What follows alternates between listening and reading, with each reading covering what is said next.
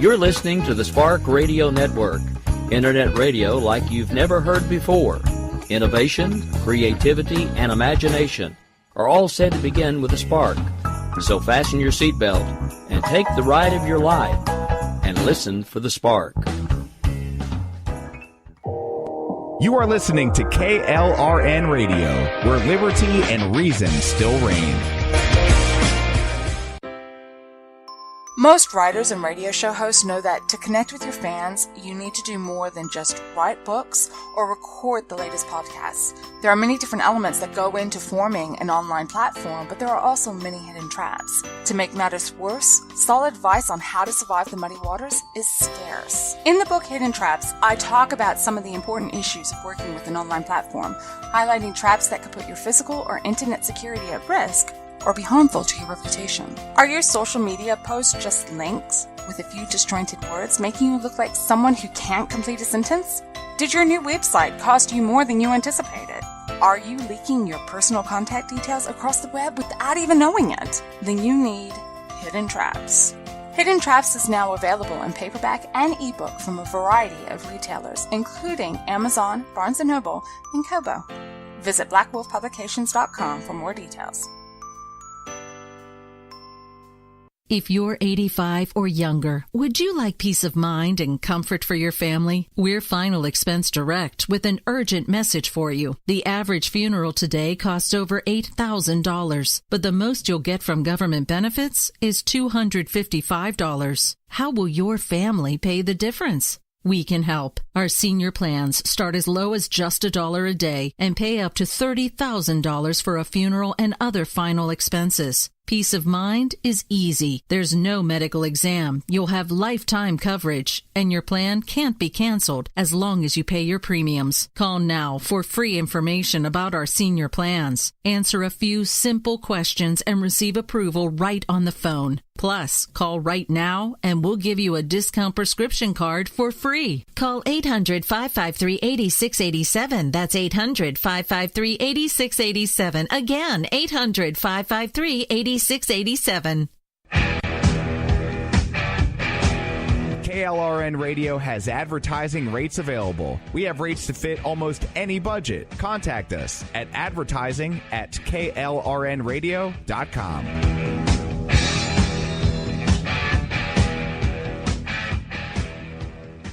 Everyone loves liberty. Our rights come from God, not the government. So why are you letting other people tell you what's best for your healthcare? Exercise your freedom with Liberty Health Share. Liberty Health Share is a community of people who voluntarily share one another's medical costs. Liberty Health Share is founded on the idea that most people truly want to help one another. Healthcare sharing allows members to do just that as a true community that supports one another in times of need. Liberty believes people should make decisions for themselves and their families. Members are able to take back the freedom to make their own decisions about their healthcare. Freedom from guilt or doubt about how your money is used. You have the freedom to direct your healthcare, not to be dictated to by bureaucrats. Stop letting others tell you what to do and join a community of like-minded people. Exercise your freedom. Join Liberty Health Share and take back the control of your healthcare while helping those around you. Call Liberty at 855-58-LIBERTY. Again, that's 855-58-LIBERTY for more information, or you can check them out at libertyhealthshare.org. Again, that's libertyhealthshare.org. Here's George Foreman with InventHelp. Hi, I'm George Foreman. Do you have an idea for a new product or invention? People ask me all the time, George, how do I get my idea in front of companies? How do I get a patent? What do I do next? Do you have the same questions? I'll tell you like I'll tell them all. Call my friends at InventHelp. Call InventHelp today for free information. InventHelp has been helping inventors for more than 30 years and has sales offices nationwide. InventHelp can submit your invention to companies who are interested in receiving new ideas. If you have an idea and want to try to patent it and submit it to companies, you should call InventHelp today for free information. Listen, I can't guarantee a company will be interested in your idea, but I believe every inventor deserves the opportunity to step into the ring and take their best shot. Put InventHelp in your corner. To get your free inventor's information, call 1-800-353-6490. That's 1-800-353-6490. Again, 1-800-353-6490. At St. Jude, our family never sees a bill at all. It's like the world has been lifted off of your shoulders.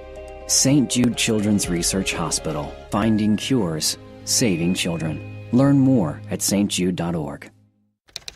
Sometimes riders feel lost, unsure why a passage may not be working. It takes another set of eyes to help us nurture our writing into full maturity. At Black Wolf Editorial Services, we strive to enable writers to develop and grow, offering manuscript critiques and line edits through a mentoring editorial style. We also offer assistance on generating a writer's bio for your websites. Black Wolf Editorial Services, nurturing your writing into maturity. For a full list of services, visit blackwolfeditorial.com. Hello, everyone. Thank you for joining us for the Generation Y Conservative podcast tonight.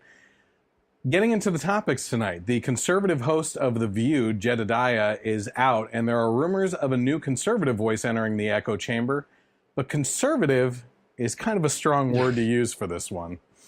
We will also talk about a 5K race that I can actually get excited about, and also an incident in California involving a man beating another man in a store with a loaf of bread. If you're planning on holiday decorations, one social media user has a decoration you may want to keep off your table unless you want to showcase what a hateful racist you are, you big nasty racist jerk you. If you're living in Colorado Springs, it's best to watch your step as you're going around because there is a jogger called the Mad Pooper who has been spotted squatting around town and leaving some exercise nuggets on the lawns. Mad Pooper. Mad Pooper. The president gives his first speech in front of the United Nations, and not to be outdone, Hillary Clinton plays Monday morning quarterback and tells Colbert how she would have addressed the UN if she was president, which she's not. Of course, we are talking about the woman who lied about landing and running out under sniper fire in Bosnia back when her husband wore the presidential pantsuit. That's a pantsuit joke right there for you. That's a good one. All these stories and more, including how this may be the last Generation Y Conservative podcast, because if you haven't heard, it may be the end of the world on Saturday. Oh, wow. So, sorry about that. Start checking things off that bucket list. This is the Generation Y Conservative podcast.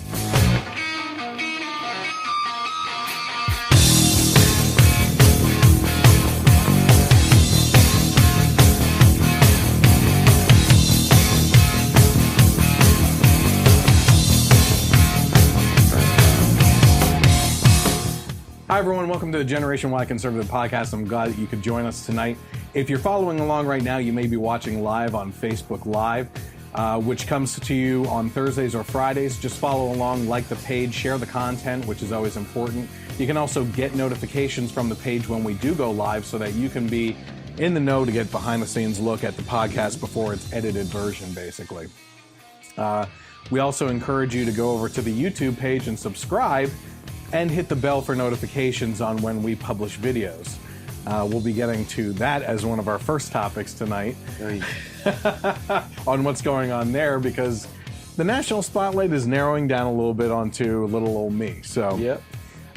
We are also on Twitter, being me, and you can follow along and interact with me there by going to @GenYConservative without the E on the end. I get involved more in the mornings on Twitter, and you can follow along with me there. Also, if you're interested in listening to the audio version of the podcast, you can always find this podcast re-aired on KLRN Internet Radio on Sundays from 3 to 6 p.m. They've also graciously put me onto their iTunes account, so if you're on iTunes, you can subscribe to the podcast there by searching for the Generation Y Conservative by KLRN Radio. This month's Spotlighted Charity, as we've been spotlighting charities every month with the podcast so far. We're on podcast 39, by the way, which is pretty cool. Yeah, very cool. This month's Spotlighted podcast is Mercury One, with a lot of stuff going on around the world right now, especially in our country. This charity was spotlighted at the beginning of this month because of the Houston situation with the Hurricane Harvey that went through there and devastated things. Mercury One was getting a lot of supplies down to those people and doing a lot of help down there. They've also been getting involved with shipping out food to Florida residents with Hurricane Irma. I believe they're also doing things with the wildfires out west, and are probably getting involved in some other things as well. What I think is important with charities is that the majority, if not all, of the proceeds that are donated to that charity should go towards the cause.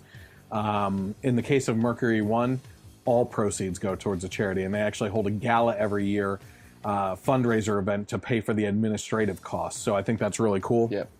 I think it's important. There's a lot of big charities out there that don't give even half of the proceeds to the actual charity work, and the Clinton Foundation comes to mind. I think it was 10% of their proceeds actually went towards charity. The rest went to, yeah, go figure.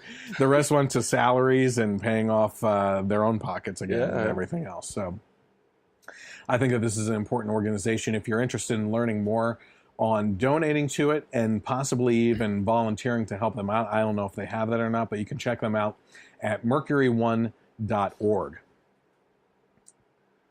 Okay, before we actually get into tonight's topic, something happened last night, actually, that I think is worth mentioning, and Mike and I were discussing it before we even went on air. I woke up this morning and went onto my YouTube page because I was uploading last week's podcast. Yep. And I ran into some trouble this week, and the reason why it didn't go up until today is because last week's podcast had a copyright issue where the Miss America pageant that we talked about was copyrighted clip, and they completely blocked the whole podcast worldwide, right? Yeah. And I got a notification in my mail because of that. And essentially, YouTube it has an editor online that you can do things with, but the editor doesn't allow you to pull out a portion of the clip. So that means I have to upload a 3-hour podcast again at slow speeds, and it took all week to get a second one up there and everything. That is the first time I've ever had a guideline strike against me, and it didn't even show up in my guidelines. But while I was there, I was actually checking out the rest of my YouTube videos, and YouTube has completely demonetized my entire channel. That's unreal. Yeah. And so you've been hearing about this stuff. We've talked about this stuff because of Dave Rubin being demonetized. His whole back catalog, my whole back catalog has been demonetized. There is not one video that's making money for me right now. And I'll be very honest with you, it's kind of funny. I don't make that much money. I don't have the viewership. I'm building an audience for this thing. I believe with all the videos, it's funny. I had like $4 that was built up from it, right? But once you hit over 1,000 subscribers or 100 subscribers or something like that, new options for advertising open up, and I'm on the verge of that. We've been working towards that, so I encourage you to actually subscribe to the YouTube channel. And then also, once you hit 10,000 views, we're at almost 7,000 views right now for total on videos, which is great for us not being out there as much yet and still building the audience. I saw that today that I can be reviewed for monetization at that point too. So I don't know what's going on. I believe that this podcast is pretty tame. In relation to, I ask my guests to not curse. If they do curse during the podcast, I beep it out. Okay. Usually that's because of humor purposes to make it a little bit more funny and everything. And the topics, while controversial, are just opinions. And we're not calling for action against people that we disagree with. As a matter of fact, most of the time we're saying that people should be opening up discussions with each other. Absolutely. And defending free speech. But this has been a situation that's been going on with Google for quite a few months now in regards to the Google Manifesto, the female employees suing Google for being sexist, them going after conservative views. Dave Rubin isn't even a conservative view. He's a classic liberal and a homosexual. So, and I mean, what they did to him is crazy. You know, it just with his case especially, it's someone who came from, probably political persuasions that Google would subscribe to, but just had their eyes opened as to the hypocrisy of things and voiced that in a very civil way by having people on his show from both sides and just asking questions, and that's just not good enough now. No. So listen, I've asked before nicely to subscribe to the channel, like the page and everything. But if you come across this at all, do it.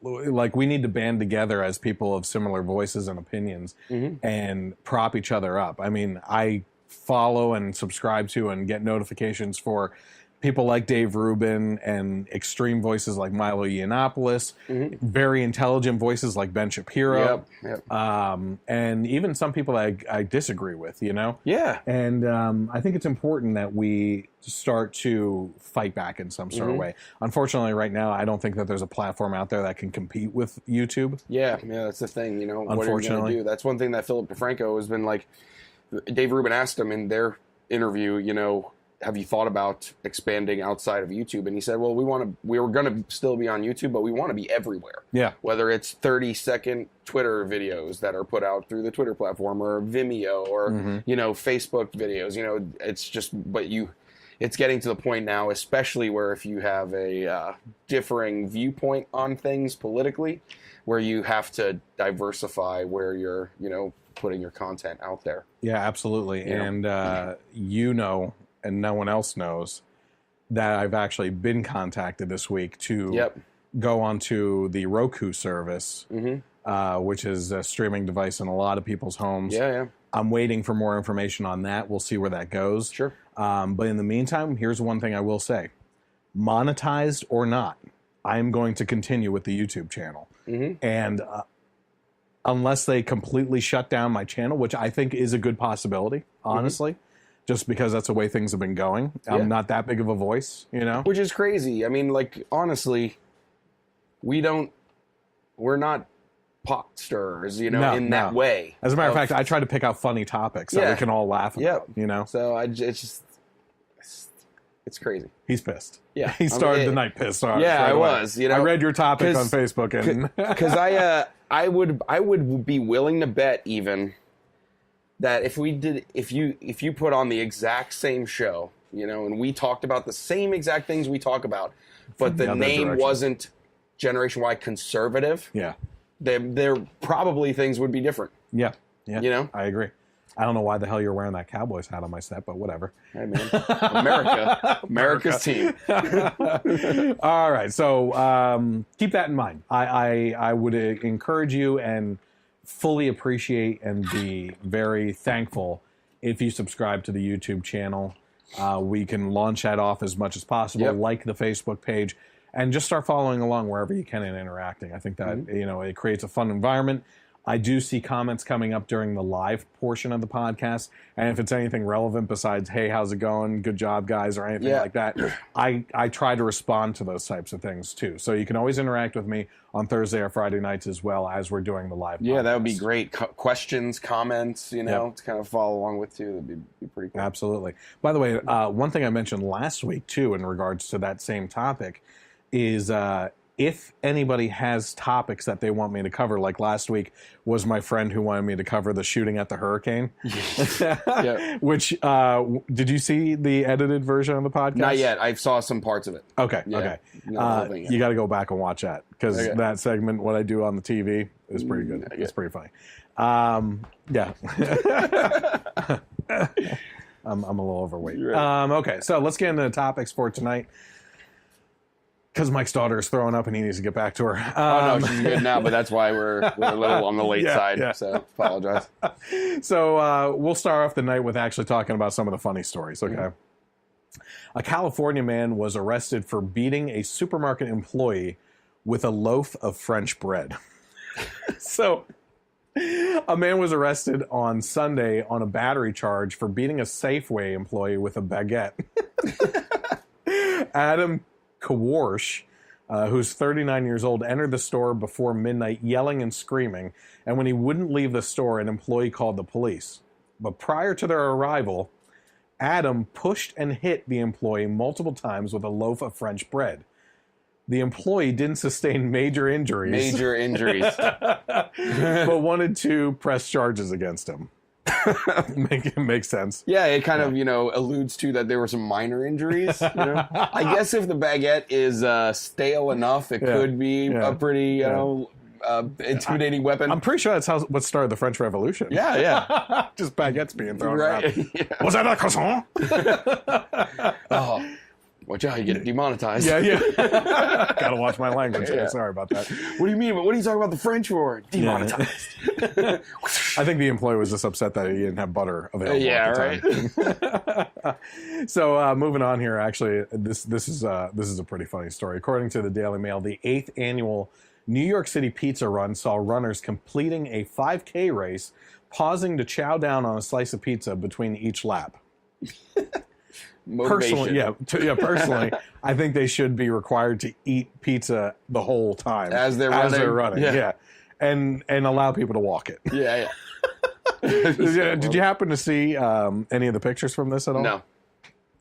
Some great things. I think there's actually, it's mentioned in here, but I saw one woman wearing a Ninja Turtle shirt, athletic shirt with a turtle shell backpack and spandex pants that were all covered in pizza slices. Oh my God. So lots of people were having fun with it, that's for sure. Yeah. The New York City Pizza Run was held at Fort Greene Park in Brooklyn this year, which is probably good pizza if they were getting a local thing. Competitors ran 3 laps amounting to 3.1 miles, stopping twice in the middle to scarf down a slice of pizza. That's 2 slices of pizza. Yeah. This is a letdown. Yeah. This is a travesty of a pizza run. Yeah, that's pretty pathetic. But the proceeds did benefit the Juvenile Diabetes Research Foundation. Yeah, a cause, close to me and my family. My cousin had juvenile diabetes. We've done lots of walks for him, and diabetes in the family. But it all, one of the things with diabetes is staying away from the junk food. Like, really? I was going to say, did you have donuts at this? Yeah, I know. Yeah, just candy. Slots and lots of soda. Yeah. It's always good. Propping them up. He's just in a sugar coma. Listen, we need to have more diabetes in order to keep putting on these walks. Yeah. Guys, this walk is important to me. Every year I get loaded up. Yep. Keep it up. The winners took home gym memberships, pizza gift cards, and other prizes. Gym memberships and pizza gift cards. Yeah. I don't know which one. Obviously, you go get the pizza first, right? Is that true? I don't know. I don't work out. Yeah, right. So naturally, pizza fans were incredibly enthusiastic about the race. Many turned up in pizza-printed gear like shirts, leggings, and shorts, as well as outfits that paid homage to the Teenage Mutant Ninja Turtles and all famous pizza enthusiasts. Oh, that's who the Turtles are. Yeah, in case you didn't know. And if you don't know, why are you here?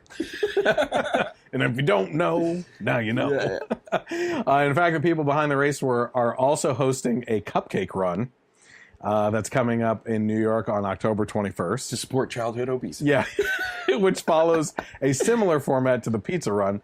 There are also several donut runs. All right. Okay, across the U.S., which is probably going to be paying homage to Homer Simpson and stuff like that. Including the most famous, the Krispy Kreme Challenge in Raleigh, North Carolina. It doesn't say when that is. I was going to ask you if you wanted to do a road trip. Right. That race, which started in December 2004, has competitors running 2.5 miles, stopping to eat a dozen Krispy Kreme donuts, and running another 2.5 miles after a dozen donuts. That's crazy. The challenge supports the UNC Children's Hospital. There are also quite a few wine 5K races, which women love, obviously, which offer wine tastings and free glasses at the finish line. These, of course, are conditional races. It's just run 5K and you just end up somewhere because by the time, if you're drunk and running, you just got to find a place to call a finish line at that point. That's it. Because you're going to go off track, Did you happen to see what was going on with these Jersey guys working on a truck with the laughing gas? No. Okay. The dentist never got a shipment. Oh, man. This is bad. So a New Jersey man attempted to give his truck some extra power cheaply by blowing laughing gas directly into the engine, but ended up blowing himself away from the vehicle. Oh, God. So nitrous oxide, known as laughing gas, is a non-flammable gas that can give vehicles extra power. Normally, when drivers want to use nitrous, they install expensive kits that send the gas into the engine. But, and this happens in Jersey, we go back to Jersey every once in a while. Sorry, Tracy. Yeah. Maybe her family. Who knows? No, not Wall Township. I was looking. I was where was this? Yeah, so a group of men in Wall Township, New Jersey, decided to go with a do-it-yourself approach by manually blowing nitrous oxide directly into the truck's running engine. So guess what? We have video of it. All right, let's take a look. So let's go to that right now. You ready for this?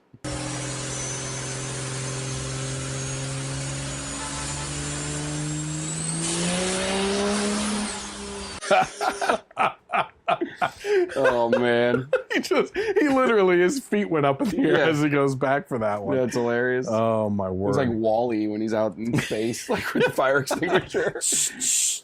Oh man.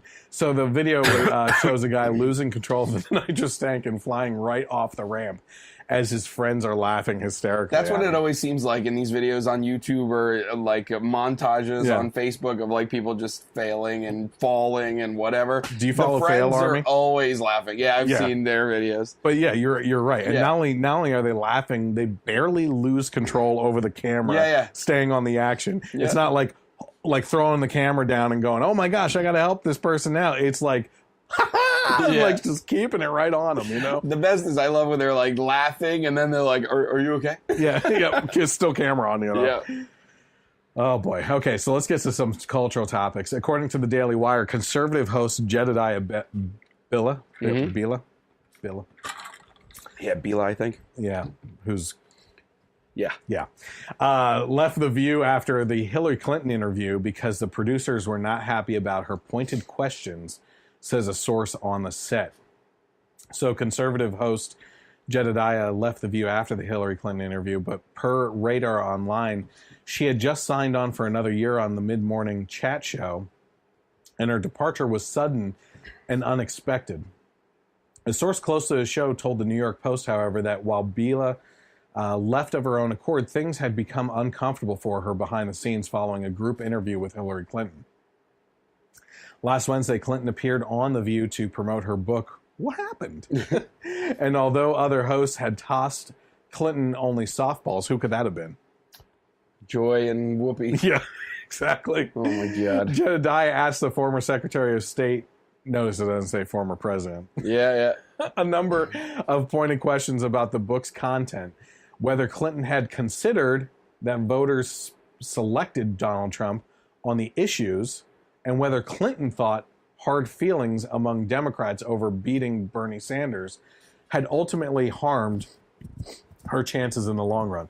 Those are basic questions. Yeah. They're fair questions. Mm-hmm. Yeah, absolutely. And I think no one wants to hear the softball stuff. You know what I mean? Like, why? I don't know. They're kissing her butt. Yeah. Oh God, I watched. It's so bad. I only was able to see the first part, so I didn't even see because I was like looking for Jedediah's like tough questions. Yeah. But watching that, it's just makes me dry heave. Yeah. Like, just like I mean, it's so they're pandering to her. They're feeding into her own like self misery, about what's going on, and it's just like. And I'm sure Joy had a scowl on her talking about Trump and everything. It's unreal. Yeah. So the source said there was a lot of staff who were upset about how the interview was handled. They had a lot to say to Jedediah about calming things down. The source went on to speculate that The View is looking to have Clinton as a regular guest. She does need a job. And they were nervous about scaring her off. And there you have it. Yep. There it is right there. That is the reason why behind the scenes this all fell apart. Yep. Now, they're saying that she left of her own accord. If I were that lone voice on that show, I would stick it to them and be a miserable prick in the behinds of those producers every single day and pound those different opinions home every single show. Yep. And just get under Whoopi and Joy's skin like no other. Yeah. Elizabeth Hasselbeck did that all the time. Oh, yeah. Yep. She was unabashed. Yep. She was great. Yeah. I thought. She had her hang-ups, you know what I mean? But everybody who doesn't? does. Yeah, exactly. So on a related note to this, rumors are floating around about what supposed conservative voice will replace Jedediah. Now, before we get into that, who, assuming this was actually a show that we would want to watch, who would you like to see in opposition on that show? Who? Well, I guess it would just females. It'd have to be a female. Yeah. I mean, the ones that come to mind are, you know, the Tommy Lahrens and the Ann Coulters of the world, you know. But I don't know if they would be the ones I would necessarily want to see. Yeah, because they would give a bad reputation. Like, I wish there was a female Ben Shapiro, you know, like an exact version of him, you know, that, you know, I mean, that new girl that's on the Blaze, conservative millennial, she's pretty good with some of the stuff she puts out there, but I don't know. I wish there was a Ben Shapiro type, you know, because that is just attacking them with facts, with knowledge, you know, not the emotion. Yeah. Which makes it hard to make it a female. He eviscerated that Berkeley question and answer smashed session. Him. And that's every Q&A that he does. Yeah. I mean, he's just unreal. Yeah. So do you have somebody in mind that you would think? Going back to the Blaze, Dana Lausch. Oh, yeah. I didn't even think of her. I think she would be great. She's awesome. Trying to think, you know who's great, but she has a voice that grates on people. I've personally met her, have my picture up on the website with her, on the Facebook page. Brigitte Gabrielle would do great. She's just unafraid of going after people. Have you seen this new YouTube video? There's new YouTube channel, Red Pill Black. Her name, I forget her first name. But I'll send you some. But she is she's an African American woman. Okay. And she's awesome. Like I love her. Like I've only seen a few of her videos, but she made one as a response to Hollywood. Yeah. Like, we don't care what your opinions are, you know. Yeah. And another one for Hillary that was amazing too. I'll send you her stuff, but she's pretty awesome. Have you seen Shoe on Head? No. Oh man, it's this like kind of goth chick, but she had a political awakening, I think, over the last year or so. And she goes after in the funniest ways with this kind of dry sense of humor after the left and feminists especially and everything. Yeah. Oh my gosh, she is hilarious. You got to watch her too. Yep. So those are two that you might want to check out while you're But how can we be conservative if we're supposed to hate women and African Americans and everything? Why do I love this girl? Yeah. You know? But malfunctioning. Yeah, not only that. I mean, does this show claim to be diverse at all? Oh, the View? Yeah. I mean, honestly, here's a good question for you. I understand that during the day, it may be sexist, but it's probably what they're thinking on why they have all women on the show. The women are typically the ones that are home watching it, right? So my question, as I've always thought, is why don't they have even one male co-host? Yeah. You know, to like vary things up. Yeah. You know, I don't know. So because that would be sexist. You know who the conservative voice is on The View. I heard. Right? Yeah. So former Fox News co-host and daughter of Senator John McCain, which it says he's a Republican from Arizona, but I would argue that. Yeah, right.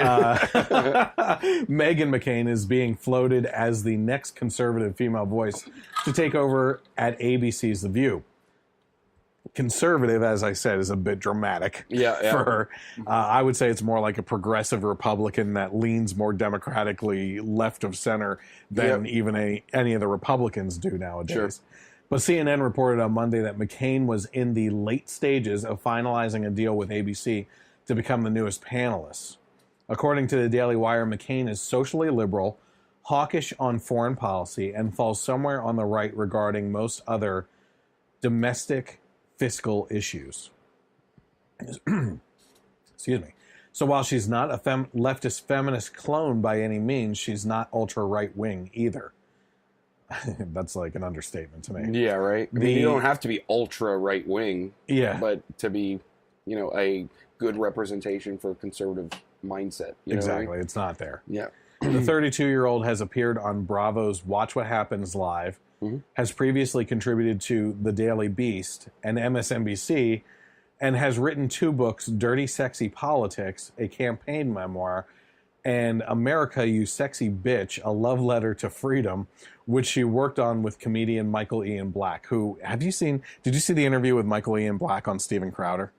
He's the one, because they mentioned, I didn't see it, but they mentioned him when they were talking to the guy from the league, as far as like the different, mindsets and being able to communicate and everything. Yeah, he like freaked out on him, didn't he? Like Michael Ian Black just had his head in his hands most of the time and refused to acknowledge or give any ground on the battlefield at all. And Crowder was allowing him certain leeway on opinions and everything, but Michael Ian Black was just, it's unfortunate though. Yeah, because I was a fan of his, and still, it's like one of my happens so often. One of my favorite movies of all time is Wet Hot American Summer. Oh yeah, it's fantastic. Okay, so when they came out with the Netflix series, 10 year, or what was it? Well, they had a Netflix series. Yeah, what was the one before it? It was a prequel, basically. Yeah. I don't remember. I just remember the 2 Netflix shows. The one that just came out that was 10 years later. I started watching the 10 years later one, and I can't get through it. Unfortunately, they replaced Bradley Cooper with the guy from Adam Scott. Yeah, Adam Scott, and he's funny. Yeah, but it was like Bradley Cooper nailed that role in the first movie, right? Yeah. And then is it Alyssa Milano? Yeah. Yep. Just after hearing all this stuff lately that she's been doing, I can't watch her. Yeah, they don't get that they're alienating. I know it's viewers. It's frustrating, I don't know.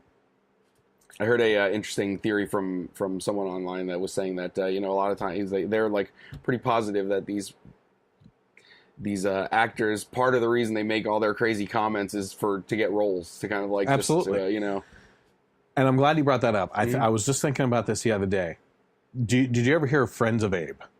Yeah. Okay, so it's conservative actors. Yep.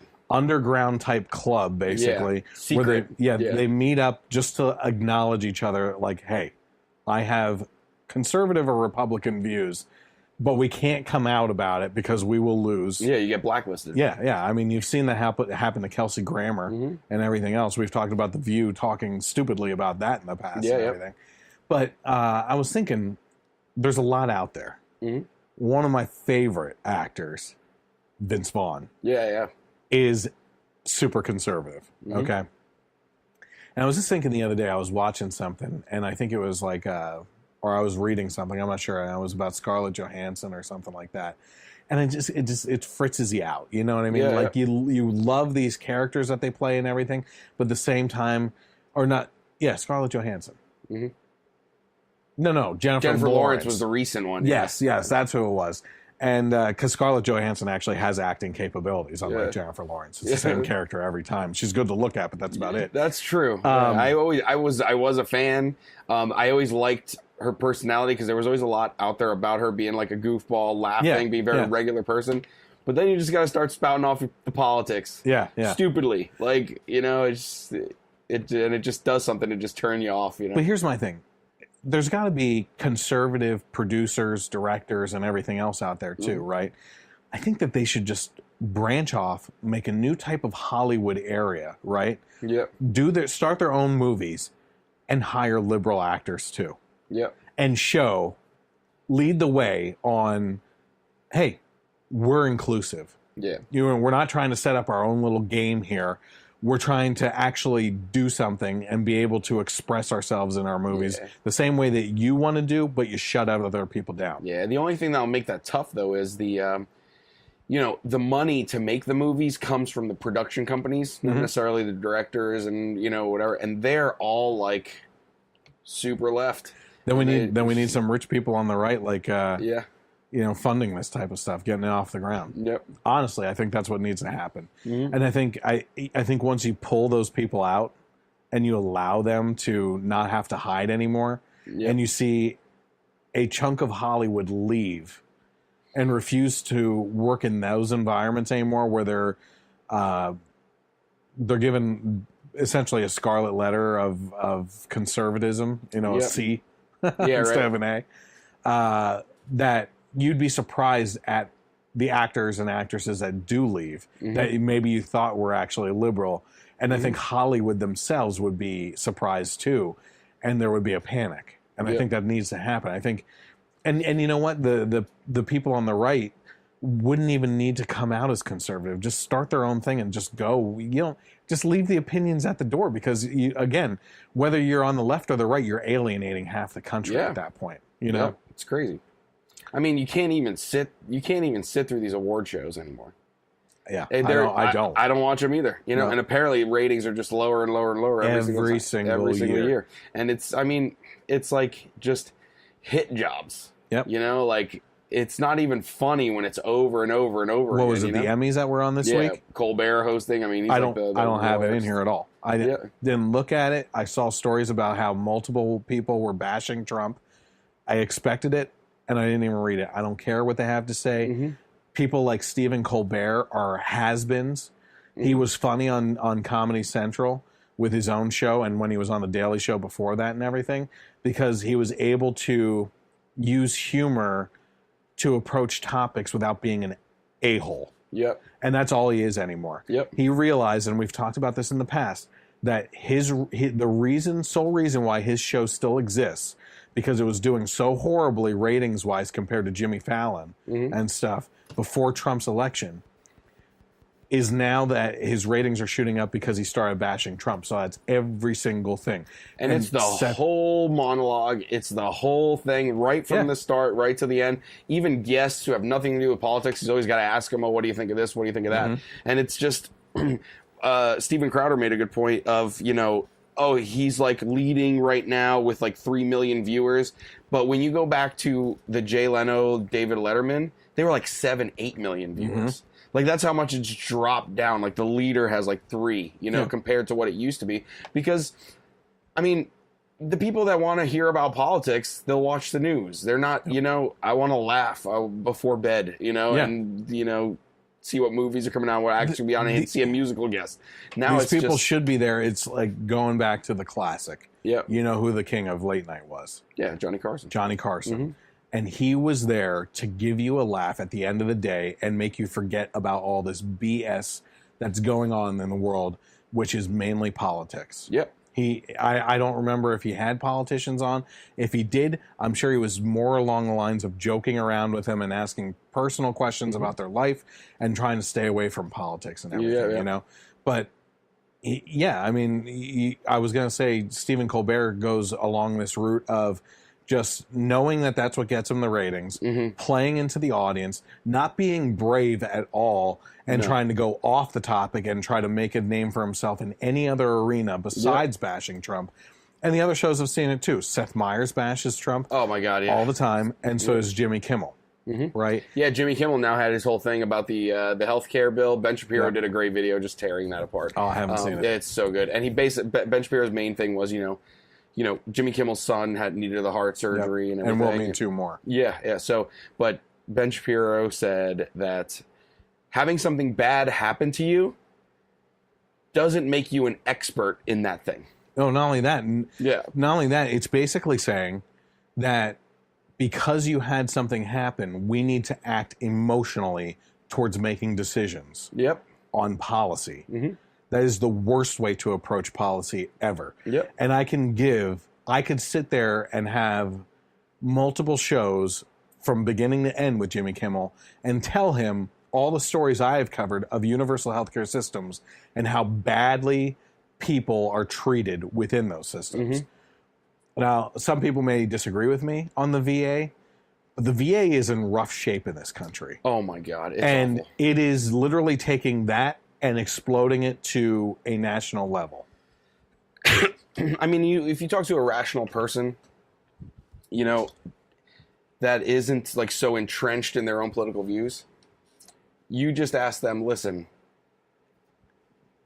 the federal government taking charge of anything, do you think there's a good chance that it'll go well or that it won't? Look at the DMV. Yeah, look at the DMV. So now you go, okay, your health care, is that something that you want the federal government to take complete control over? Oh my gosh. And how would that go? I don't want them involved at all. Yeah. Maybe some regulations on like extreme things that they shouldn't be doing to you, and that's like you know, basic things like leaving instruments in you during a surgery or something like that. Like that kind of stuff, I can understand. But the government should not be involved in the financial aspect of insurance or anything like that. And when you just how you pay for it. Even when you just take the administrative, functions of a hospital or the operational, functions of a hospital. My dad works for a medical device company. Oh, okay. And he is involved in the quality control and everything and things like that. And he says that when he calls a VA hospital, compared to when he calls a regular hospital, nobody knows what the hell is going on with anything. Oh my gosh. Oh, where this is, where that is, how many units are in, blah, blah, blah. And it's just like, it's a mess. And whereas when you are, have a hospital that's, operating in the free market and it's, just, it matters that everything is functional, organized, lean systems, and things like that. It's just night and day. So he's like, I can't, and these are hospitals that are taking care of people that, are giving the ultimate sacrifice for our country, too, absolutely. which is, it makes it even just the worse. Worst part,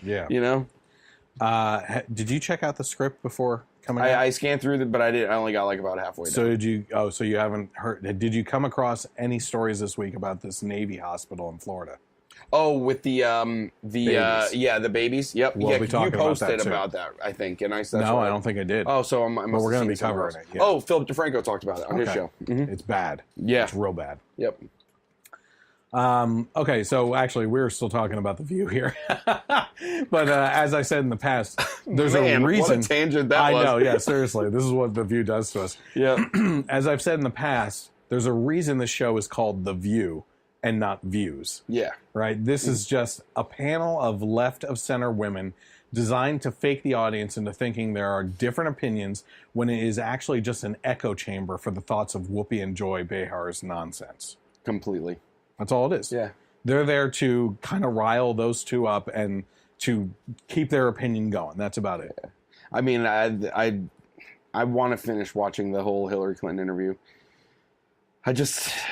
It's hard. It's so hard, but it's also so, like, I kind of love watching her be as awful as she is. Yeah. And just putting it out there unabashed, And I sent you the video. She's so fake. It's so awful. It's so bad. I sent you the video from Jimmy Dore. Did you watch that whole thing? Which one was this one? He's the progressive liberal who rips apart. Oh, I watched about half of it. Get to the end, because this is a guy, you talk about, listening to people with differing viewpoints. I mean, you would disagree with him on everything. He is a out there progressive, Bernie Sanders, this, that. But even throughout the campaign, he pointed out how Hillary Clinton is the worst possible candidate that could have possibly been put out there. The corruption, and we've talked about how we disagree with everything that Bernie, all his policies, but we agree that he is an honest person, and I think he has good intentions, and for the most part, with as far as helping people, and things like that. I think that less and less every day when I hear what he's doing right now. Yeah, that's true. But so listening to him throughout, to hear a liberal, a progressive liberal, leftist, because he is, Jimmy Dore is a leftist, speak the truth about Hillary, and when I've watched, videos like Steven Crowder criticized her, and, we watch kind of our own echo chamber in Ben Shapiro, but he ripped into her harder than everyone else. Really? Yeah. And that was at the end? It gets brutal. He talks about how she mentions the sexism in the country and that as a reason why she lost. Yeah. And Jimmy Dore's just like, well, you're married to Bill Clinton. Beeping on dresses. And with interns, you're married to this guy, and you're talking about everyone else being sexist, and you're an awful human being. You're the worst. You're a psychopath. He is just ripping her apart, and it's so wonderful to see. Stu Bergier addressed that point about the sexism stuff, and he's like, then why did she pick a male vice presidential counterpart for the race? Yeah, that's a good point. Yeah, why didn't she pick another female? Yeah, if it's all about just what's between your legs for everything, So unbelievable. Yeah. Okay, so Halloween, Thanksgiving, and Christmas are coming up. Does your wife decorate a lot? Sometimes. For Christmas we do. Okay. Yeah, the rest we kind of don't. A little bit. Yeah. We put some stuff up for Halloween last year. We get the cheap tablecloth. Yeah. That looks like a candy cane. Yeah. Yep. If you're stocking up on decorations for the house, it may be best to steer clear of the raw cotton plant replicas. Oh, man. In vases adorning your dinner table. Did you hear about the college? Are you going to talk about the college president? Okay. Yeah. So Danielle Ryder, a Hobby Lobby consumer, found a decoration at one of their stores so offensive, she shared the image on Facebook requesting that they remove the decor from their shelves. Ryder on Thursday shared a photo of a shelf with glass bottles containing what appeared to be replicas of raw cotton plants. She captioned the photo, "This decor is wrong on so many levels." That was the caps, sorry. Yeah. There is nothing decorative about raw cotton, a commodity which was gained at the expense of African American slaves. A little sensitivity goes a long way. Please remove this decor. I have to give her a hand though, because she actually knows what a commodity is and used it properly in a sentence. Yeah, so there you go. She's on the right track. Yeah.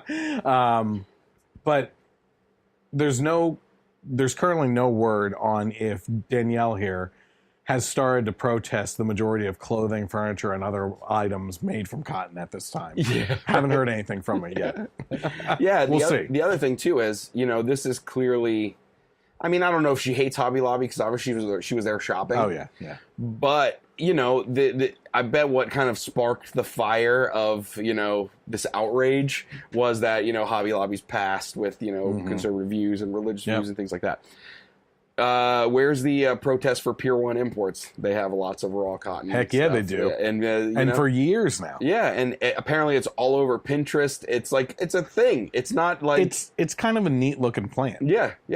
So it's just... What can we get pissed off about today? Yeah, she was probably walking around thinking, okay, I'm in a Christian store. Mm-hmm. Obviously, I can't be offended by the Christian stuff because I came here. I knew what I was getting myself into. But I haven't been offended by something yet today. Yeah. What can I find? Yeah. Son of a gun! Oh, what is this? Yeah. Slavery, rampant, all over Hobby Lobby. Oh, my word. It's... Please don't tell me that you made an African-American stock this shelf. Yeah. Do you have a Confederate rug hanging around here? Oh, man. Look, in this case here, this is ridiculous. Okay, it's been shared a lot of times. There's a lot of people that agree with her. Mm-hmm. It's a lot of idiots out there. I'm gonna say that. Okay, and demonetize my video. Whatever.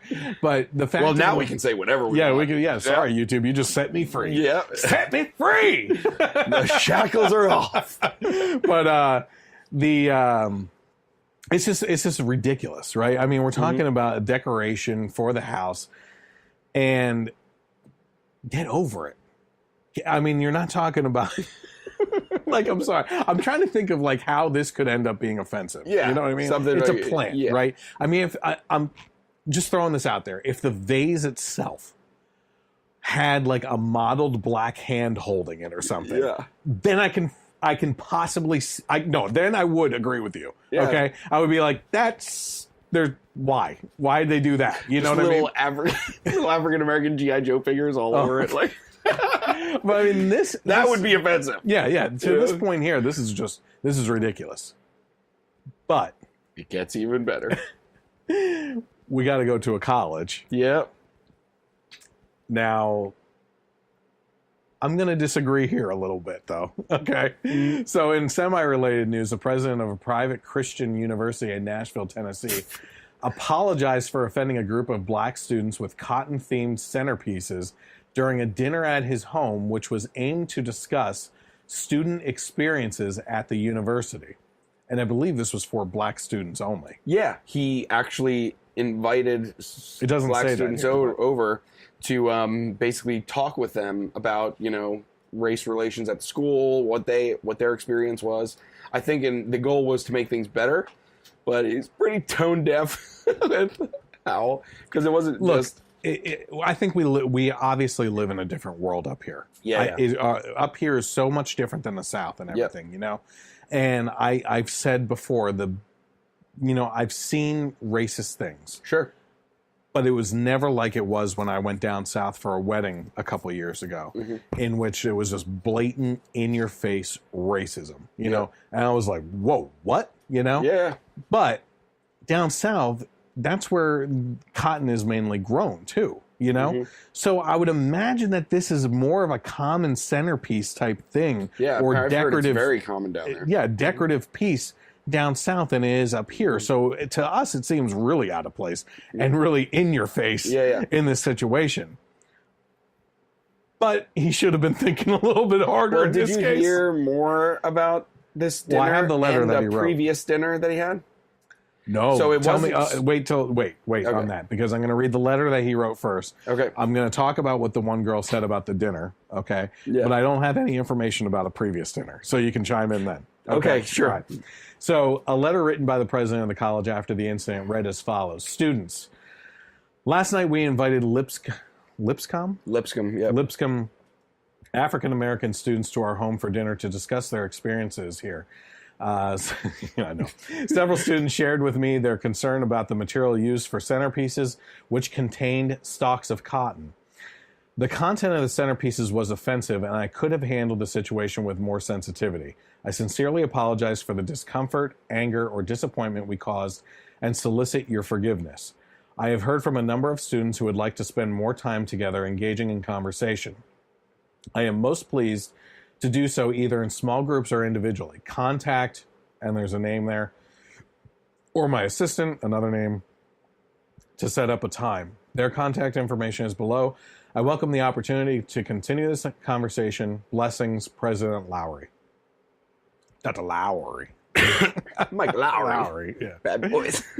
That's exactly what I was thinking. So Dr. Lowry included cotton plants as part of the table centerpiece decorations, a source told The Blaze, and said that the cotton plants gave liberal students reason enough to be offended. The source added, what I'm certain of are three things. Number one, none of these students have ever been slaves. Two, Dr. Lowry has never owned a slave. And three, people apologize too often when the offense is a construct and not a real occurrence. Yeah. In one Instagram post, a young woman who attended the dinner at Lowry's home wrote, as we arrived to the president's home and proceeded to go in, we seen cotton at the centerpieces. As the centerpieces, I'm sorry. But I do not take back the scene. That's what she wrote. Oh, yeah. She added, we also stood and ate dinner. There were no seats to sit in, and it felt very uncomfortable. We were very offended. And also the meals that were provided resembled many black meals. They had mac and cheese, collard greens, cornbread, etc. First of all, how dare this young lady, okay? Mac and cheese and cornbread is as American as the apple pie they may or may not have served at this dinner. Right. That is not a skin color thing. Yeah. If you don't live on mac and cheese at least once in your life, you're not living. Yeah. those boxes will get you through college. Yeah, absolutely. Yeah. So there's that. So you said that there was a previous dinner before we move on past food. This is about the food too. And okay. I thought the same thing you did. Collard greens was a southern food. Yeah, this is very southern cooking. Comfort food. It's seems pretty common. Yeah, sounds delicious to me. I don't know collard greens, but yeah. Yeah, but and I don't know if this is true, but I heard in a story that he had a. I feel like if this was true though, it would have been a massive part of this news story. Okay, he had a previous dinner. Yeah, for Latino students. Yeah. And served tacos. Are you sure it wasn't just a joke? It was not, because this story, it was on the same Philip DeFranco episode, and he talked about it, and they said that it was not as a joke that he said that. But I don't know if it was 100% true, and I think he even said, if this is true, that does throw a whole monkey wrench into everything. I don't know if it does. Because I love tacos. Yeah, yeah. And also, he even said, even DeFranco said that there is probably a chance. We still have to look at the root cause of this whole dinner to begin with. He was inviting students over for a discourse to discuss racial relations at the school in an attempt to make things better. So does he have any malicious intent? Probably not. Yeah. And even if he was purposefully serving food that he thought they might like, it might have just been with good intentions. Yeah, exactly. Yeah. The cotton is something different. Yeah. Or that could have just been a coincidence, of Southern decor that's in right now. Yeah. It is all over Pinterest and whatever, But it does make it. Pinterest, it does make. That's what I heard. Sure. That's what I heard on this. God damn it! By the way, I gotta delete my account now. I wish I was fast on the spot with a Pinterest name that someone could follow you on. But it does make it kind of funny that if he did have a Latino dinner and served diamonds, I mean, I mean, I would probably his one comment was the best though. Before he had to apologize, when he was at first was kind of brushing it off, he said something like, "I don't know what y'all got against cotton. You're all wearing it." Oh my gosh! But what I was about to say is, I'm sure my friend Matt, who I invited to be on the podcast to discuss this, but he did not come out because he had to take care of his son or something like that. I had to take care of my daughter. Here I am. Yeah, exactly.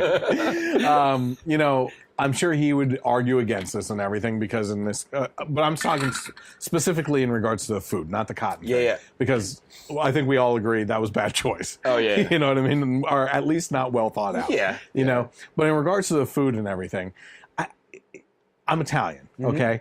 And if a president of a school invited a bunch of Italians to a discourse of something, talking about I don't know what it would be, right? Yeah. But if they had pasta and cannolis and stuff like that, I would be in freaking heaven. It'd be great. And he even said too, this was the same exact menu we had for his mother's birthday party or something like that. Yeah, yeah. I don't know. Oh my gosh! So we just got to be outraged about everything.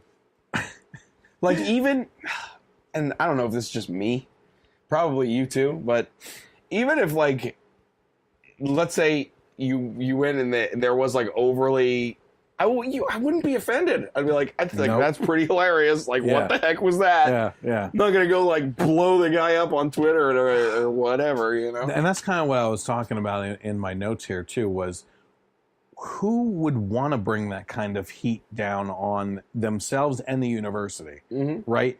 If he did it intentionally, he would know. You would know. You're smart enough. If you're smart enough to be the president of a university and get that type of position, you're smart enough to know that by doing certain things in a racially divisive society right now, because of multiple things that have happened over the course of many years, but specifically compacting with Black Lives Matter and all this other stuff going on right now, Charlottesville and everything, that's going to bring some heat to the situation and shine a bad spotlight on yourself and the school. So do I think he did it intentionally? No. I think like you said, it was out of good intentions and just really was badly thought out. Yeah, who's going to be okay, I'm going to set up this dinner where I'm going to tell them that it's to make things better, but really I'm just going to troll the hell out of them. It doesn't make any sense, Oh, my word. Okay. So, what do we got here? Do we have a comment? Is it from Matt? Matt is there. What kind of man is on Pinterest? You want to answer that one first before I read his other comments? All right. Not me, okay? At least it's interacting. It was brought up in the news story that I read about this story, okay? He said, it doesn't matter. You don't assume all Hispanic people want to eat tacos for dinner. I want to eat tacos for dinner. Yeah. If you don't like tacos, there's something wrong with you. So it's their culture. I personally, I don't find this stuff offensive. Yeah, that's the thing. At all. I think, like I said, out of good intentions and everything. Yeah. And, I think to me, it's thoughtful. Look, I mean, wait. Yeah. If it all falls on the person that's offended, okay? Yep. And in this, and for one, I'm going to separate the reasons here, okay? Yeah. Either you are going to, in your heart, choose to see this as him being offensive to you, or you could also turn that around and say, this guy's trying to celebrate my culture, and he's brought me here to talk about discourse in the school surrounding my race and everything. Yeah. But they're not choosing to give that option. It's a one-handed look at, I am immediately going to be offended, and I don't want to hear any other reason for anything else. I am going down this road. Yeah, if I was invited to someone's house and they prepared a Portuguese meal, I'd be like, wow, that's really thoughtful of you. That is pretty awesome. That's great. You know, like, whatever. This also, even if they are offended, whatever. Just go away. I really did want Matt to come on the program to discuss this with me and everything, but keep telling him he needs to get his son a driver's license. And here he is, not being able to defend himself. So, so there you go. Yeah. You know, but Matt, listen, anytime you want to come on and bring these types of topics to me to discuss them like you have in the past, you know, I'm happy to be here for you as a voice of either support or opposition. And I would be perfectly happy if you came with a box of cannolis for me. I'm just saying, let's share the experience of Italian culture. Because I love them. Yeah. Okay, so according to... okay, this is going to be the best topic of the night. Yeah, I guarantee it. According to Deadspin, a jogger dubbed the Mad Pooper is terrorizing Colorado Springs right now. A Colorado Springs woman has been taking big craps in front of someone's house for a few weeks now, and they're calling her the Mad Pooper, and she won't stop. The cops are involved, and it appears that to be some sort of revenge pooping.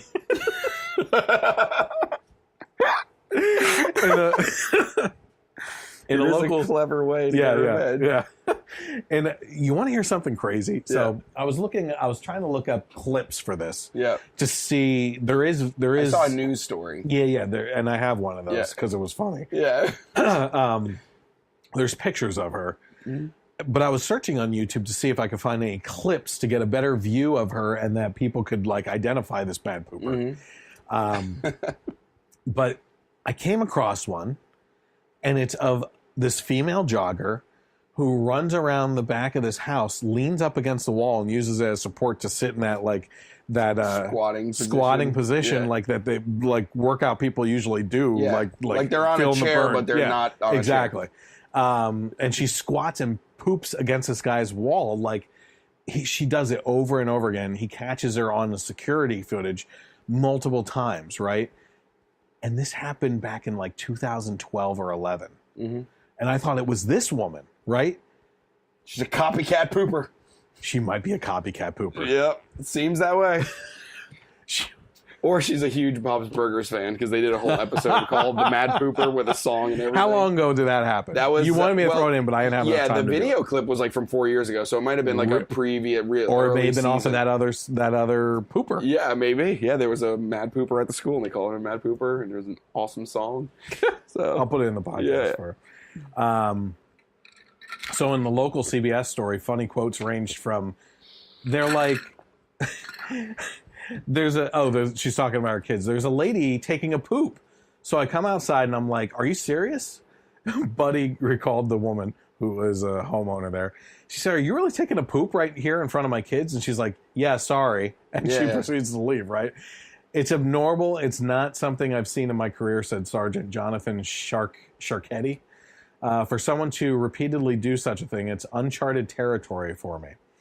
And then the other quote was, there's plenty of public restrooms less than a block away from where she's targeting. This is intentional. The best was the woman who originally caught her with the kids. In the news story I saw, she was like, okay, well, she said, sorry. Clearly this was an accident. She's mortified. She'll never show her face in this neighborhood ever again. Yeah. But no, she keeps coming back. Yeah. And she's got tissues. Like she's like, ready for it. Yeah, she knows what she's doing. This pooper. Man. As a TV report indicated, the woman has also been cited pooping in a Walgreens. Not in the Walgreens. Can't be. I copied and pasted directly, though. I don't know. She could be pooping in Walgreens. Yeah. I don't know. CVS for life. And in nearby backyards. I think she was caught outside the CVS or something like man. That. Yeah. The presence of bathrooms close by and her propensity for repeat turds clearly shows that she does not care about signs, warnings, or completing the rest of her runs with mud butt, or the stigma of a society unenamored with joggers taking drive-by poops in and around their properties. She even brings her own toilet paper or tissues. So I'm going to play a news story that was actually on this just because it is pretty funny. So, Mad Pooper, here we go. Colorado on the lookout for what they're calling someone who likes to, let's say, take a little bathroom break in people's yards. Yeah, and they have a name for it. They're calling her a serial pooper. So, a warning, if you're eating breakfast, the details of the story are disturbing. According to witnesses, a female jogger relieves herself in public and then runs away. And it's not like it's private. People can see you. I mean, we're seeing her, so. Pants around ankles, in broad daylight, her kids saw it happen first. They came screaming, you know, you're not going to believe this. They're like crying. It's like, what? And they're like, there's a lady taking a poop. You know, she is creating some motivation for herself to run, because by doing that, obviously she's running away. She's getting a head start on her jog. Jeff, no. There is no excuse for this. She needs to get a treadmill, go run in her house. Close to the bathroom. Not defecating on people's yards. Treadmill here, bathroom here. Appropriate. No, it's not. No. Treadmill is a bad idea. You'll just have a nasty streak situation going. I don't know if you've seen this video kind of making the rounds on the internet, but so far this woman has not been found, and who she is or anything. But I do believe that we have found her dog. Okay. Let's take a look at her dog.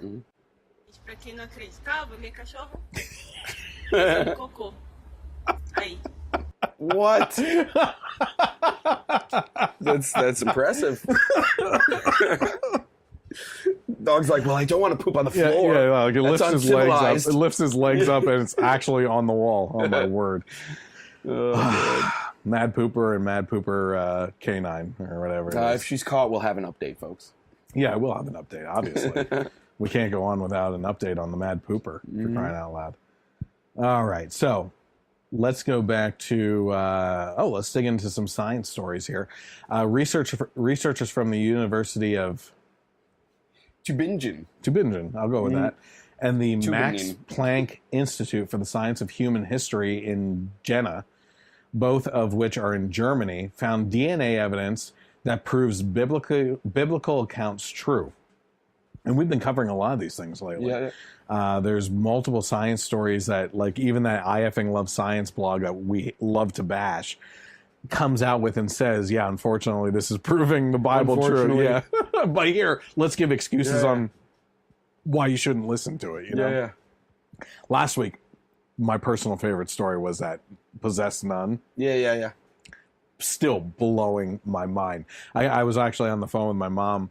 Like yesterday, I think it was. I was like, "Did you catch a podcast about the nun?" And she's like, "No, what happened?" And I told her about it, and she's like, "Oh my gosh, I have chills on my arms just listening to you talk about it." And I'm like, "Yeah, because it's blowing my freaking mind on this stuff." So actually, I actually posted that clip specifically. I pulled out 3 clips from the podcast. Yeah. That one.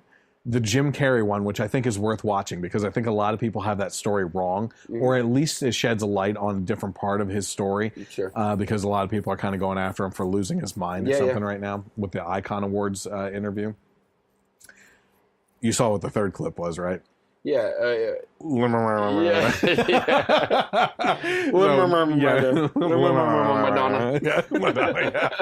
Was Nancy Pelosi. Yeah.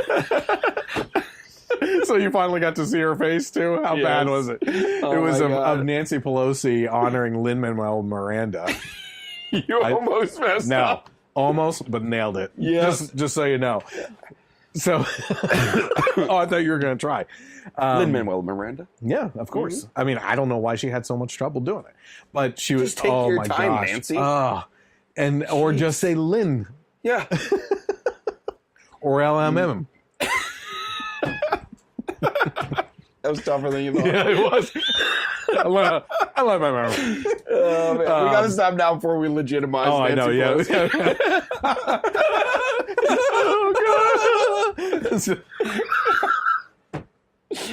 Holy crap.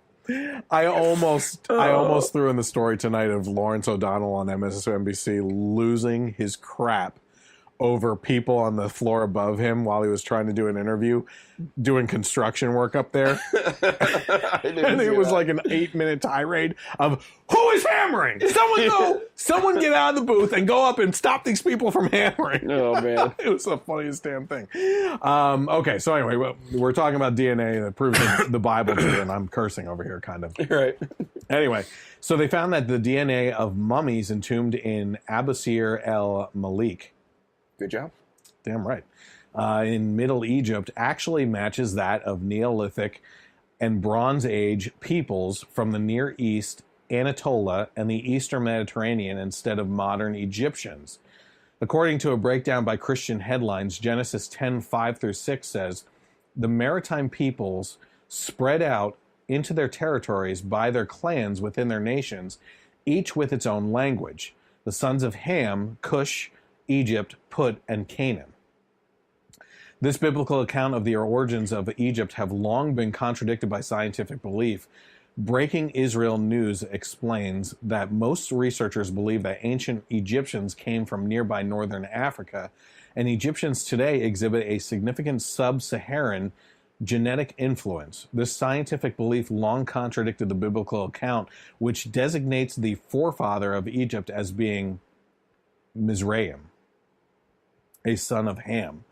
Researchers found the ancient Egyptian samples distinct from modern Egyptians and closer towards Near Eastern and European samples. In contrast, modern Egyptians are shifted towards sub-Saharan African populations. This evidence confirms that the genetic origins of Egyptians are varied, but as the biblical account suggests, this is yet another example of God's word proving true. Pretty cool. Pretty cool. Yeah. Yeah. I mean, still love how you're saying that. Like, unfortunately, yeah. There's a. Oh man. Unfortunately, there is a possibility of a paradise that we can all enjoy for eternity. Yeah, oh man, I was really hoping to just be dead forever in a box in the ground. You know, it's too bad that there might be this utopia. Well. Oh well. Dang it. It's that old saying of, if I'm right, then who cares? But if I'm wrong, well, you know, you're kind of burning in hell for eternity, which is a little bit longer than what you're experiencing here on Earth. Right. You know what I mean? I don't know. I'll take that gamble on what I believe. I'll tell you that right now. So let's talk about some global warming. But first, I don't have the music for you now, but I'll put it in the YouTube version. Some conservative porn for the eyes and ears. So let's take a look at John Coleman, who's the founder of the Weather Channel, talking on CNN and putting them to shame. Let's just say that again. The founder of the Weather Channel. So take a look at what he had to say about global warming. I resent you calling me a denier. That is a word meant to put me down.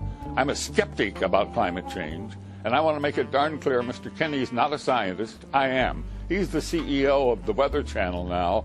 I was the founder of the Weather Channel, not the co-founder. And I'm glad you did, because I am addicted to the Weather Channel. I watch a lot of cable news. Now, hold on just a minute. I'm not done.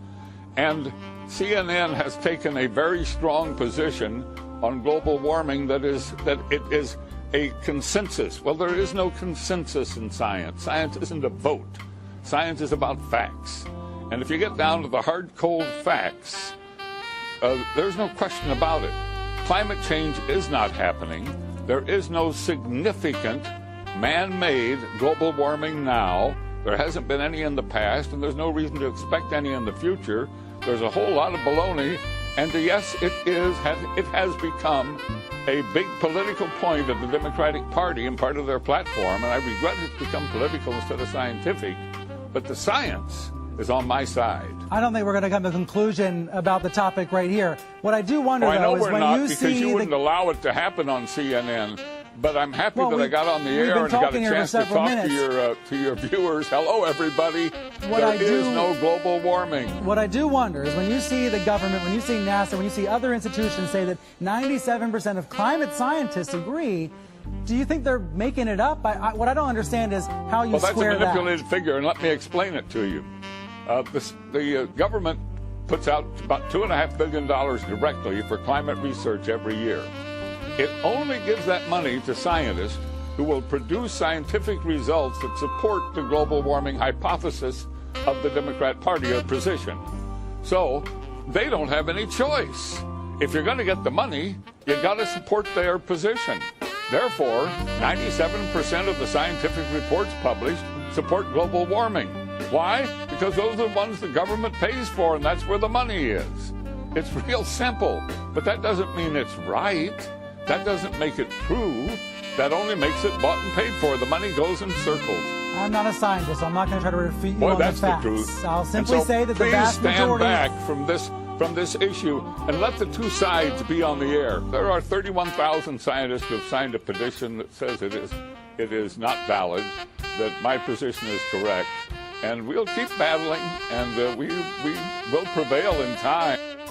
I have a new hero. Yes. Yeah. That was amazing. That was, oh man, just someone saying the stuff we've always wanted to say to these news networks. He's come out before and said stuff. Yeah. Oh wow. But that's fantastic. That's the first time I've seen him. Let's just say again, the founder of the Weather Channel, not an engineer who calls himself a scientist. Yeah. Yeah. Right. I mean, we're just throwing that out there. Talking about a guy whose name starts with B and ends with Illni. Yes. I mean, yes. Yeah. But who was it? Was it a celeb? There was someone else recently. Oh, the Stevie Wonder thing.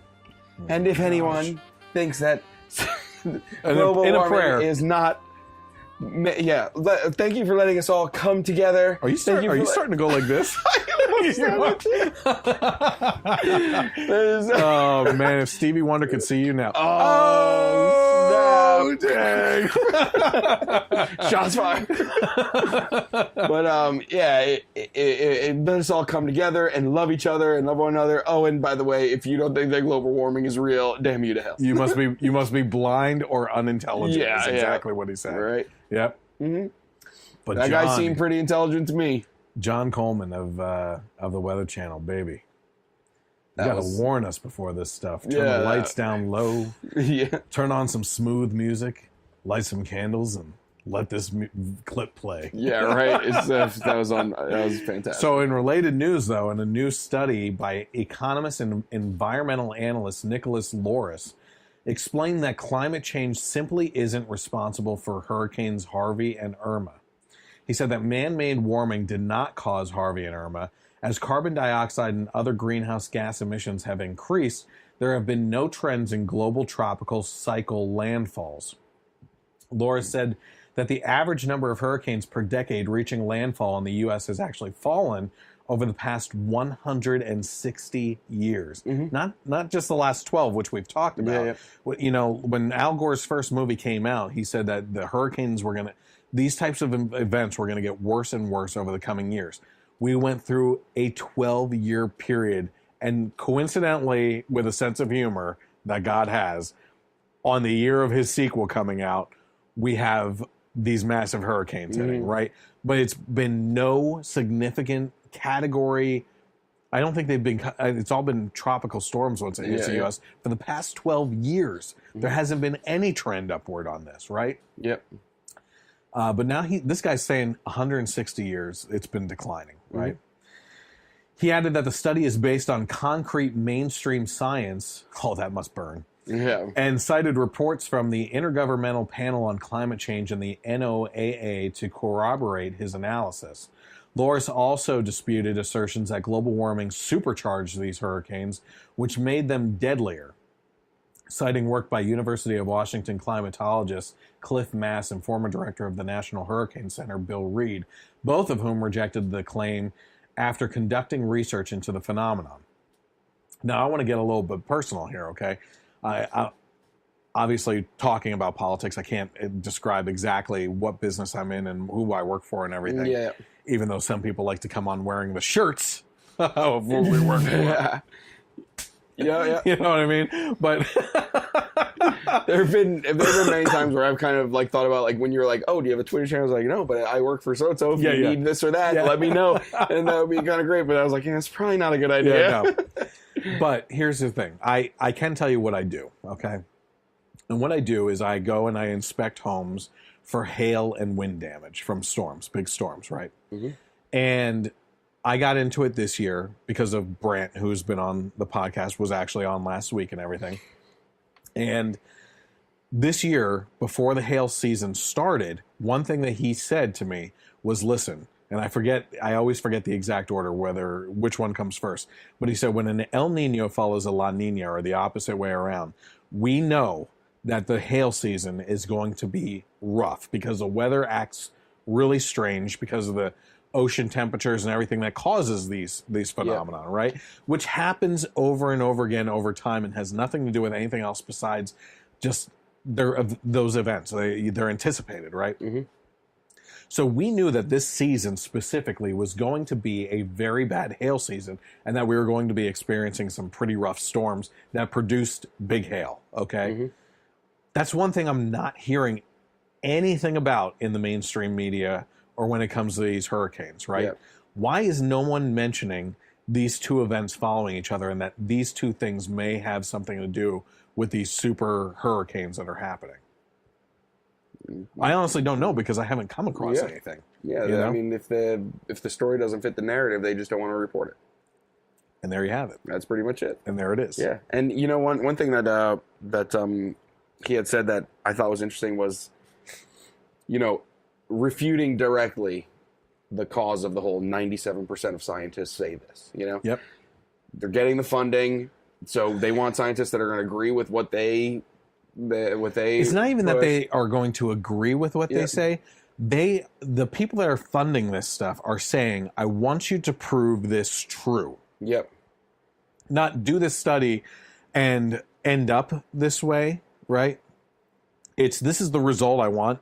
So do a study that gets you that result. Yep. That's essentially what's happening, right? Yep. Now, I've made this point about being paid off, scientists being paid off for years now with this extreme liberal friend that I have who argues with me and someone else in group text messages that we have going all the time on politics. And he is your typical leftist that absolutely refuses to believe that this type of corruption can be going on. Yeah. Why is it not in the realm of possibility, but you're going to believe that Donald Trump and Russia are working together? And It's always like the collusion can happen on one side, but never the other side. Not on the other side. Yeah, no, not on the side I like. That's impossible. Not on the side of the person who could have been president that worked on behalf with the DNC to squash out the candidate that actually was the people's choice on the left, being Bernie Sanders, for crying out loud. I mean, it all hits home, too. You know what I mean? Absolutely. Anything else on climate change or anything before we go? No, I want to look up more from that guy. It was great. I just thought, well, you're not going to let it happen on CNN, of course. No. We're not going to come to a conclusion tonight. Well, of course we're not going to come to a conclusion on CNN because you won't let it happen. Who is this? That's fantastic. Oh, Austin Sukanik. He liked Matt Williams' comment about assuming that Hispanic people like tacos. Find me one that doesn't. That's what I want to say. Find me an Italian that doesn't like cannolis. Find me a Portuguese person who doesn't like what? You suck at this. Yeah, I know. I'll tell you what. Just to kind of like go by the like how times have kind of changed. You know? No. Right. So, and I mean, but that's not something you think of us saying. You know. But in high school, right? I'm Portuguese, right? And I had black. I had this teacher. Right? What's that? You're black. I am. My dad was born in Africa. Yeah. He lived there till he was 18. Yeah. If he's not African American, I don't African know who American. is. I'm sorry. I'm not black. You know, all over the black place. Black is a color. Africa is a place. That's true. I have descendants from Africa. Are male? I am Can male. I say that? Yeah. Yep. Okay. You're assuming a little bit, but you happen to be right. But don't assume. But anyway, I had this teacher. I just want to throw darts. Yeah, you know I had this teacher in high school, a history teacher, and he was not politically correct, right? And one time on the way to lunch said, "Oh no, hey, they got tacos for lunch today. You excited? You fake Mexican?" I thought it was hilarious. You were so offended. I was so offended. Oh, you probably had to I was offended for me. I was offended for Mexicans. I was offended for everybody. I needed counseling. I was going to ask, do you have a guidance counselor? Yeah, it was bad. in the school? I'm just getting over it, but I'm not completely over it. They shouldn't have brought it up. Somehow, it could have triggered those emotions. Oh again. God,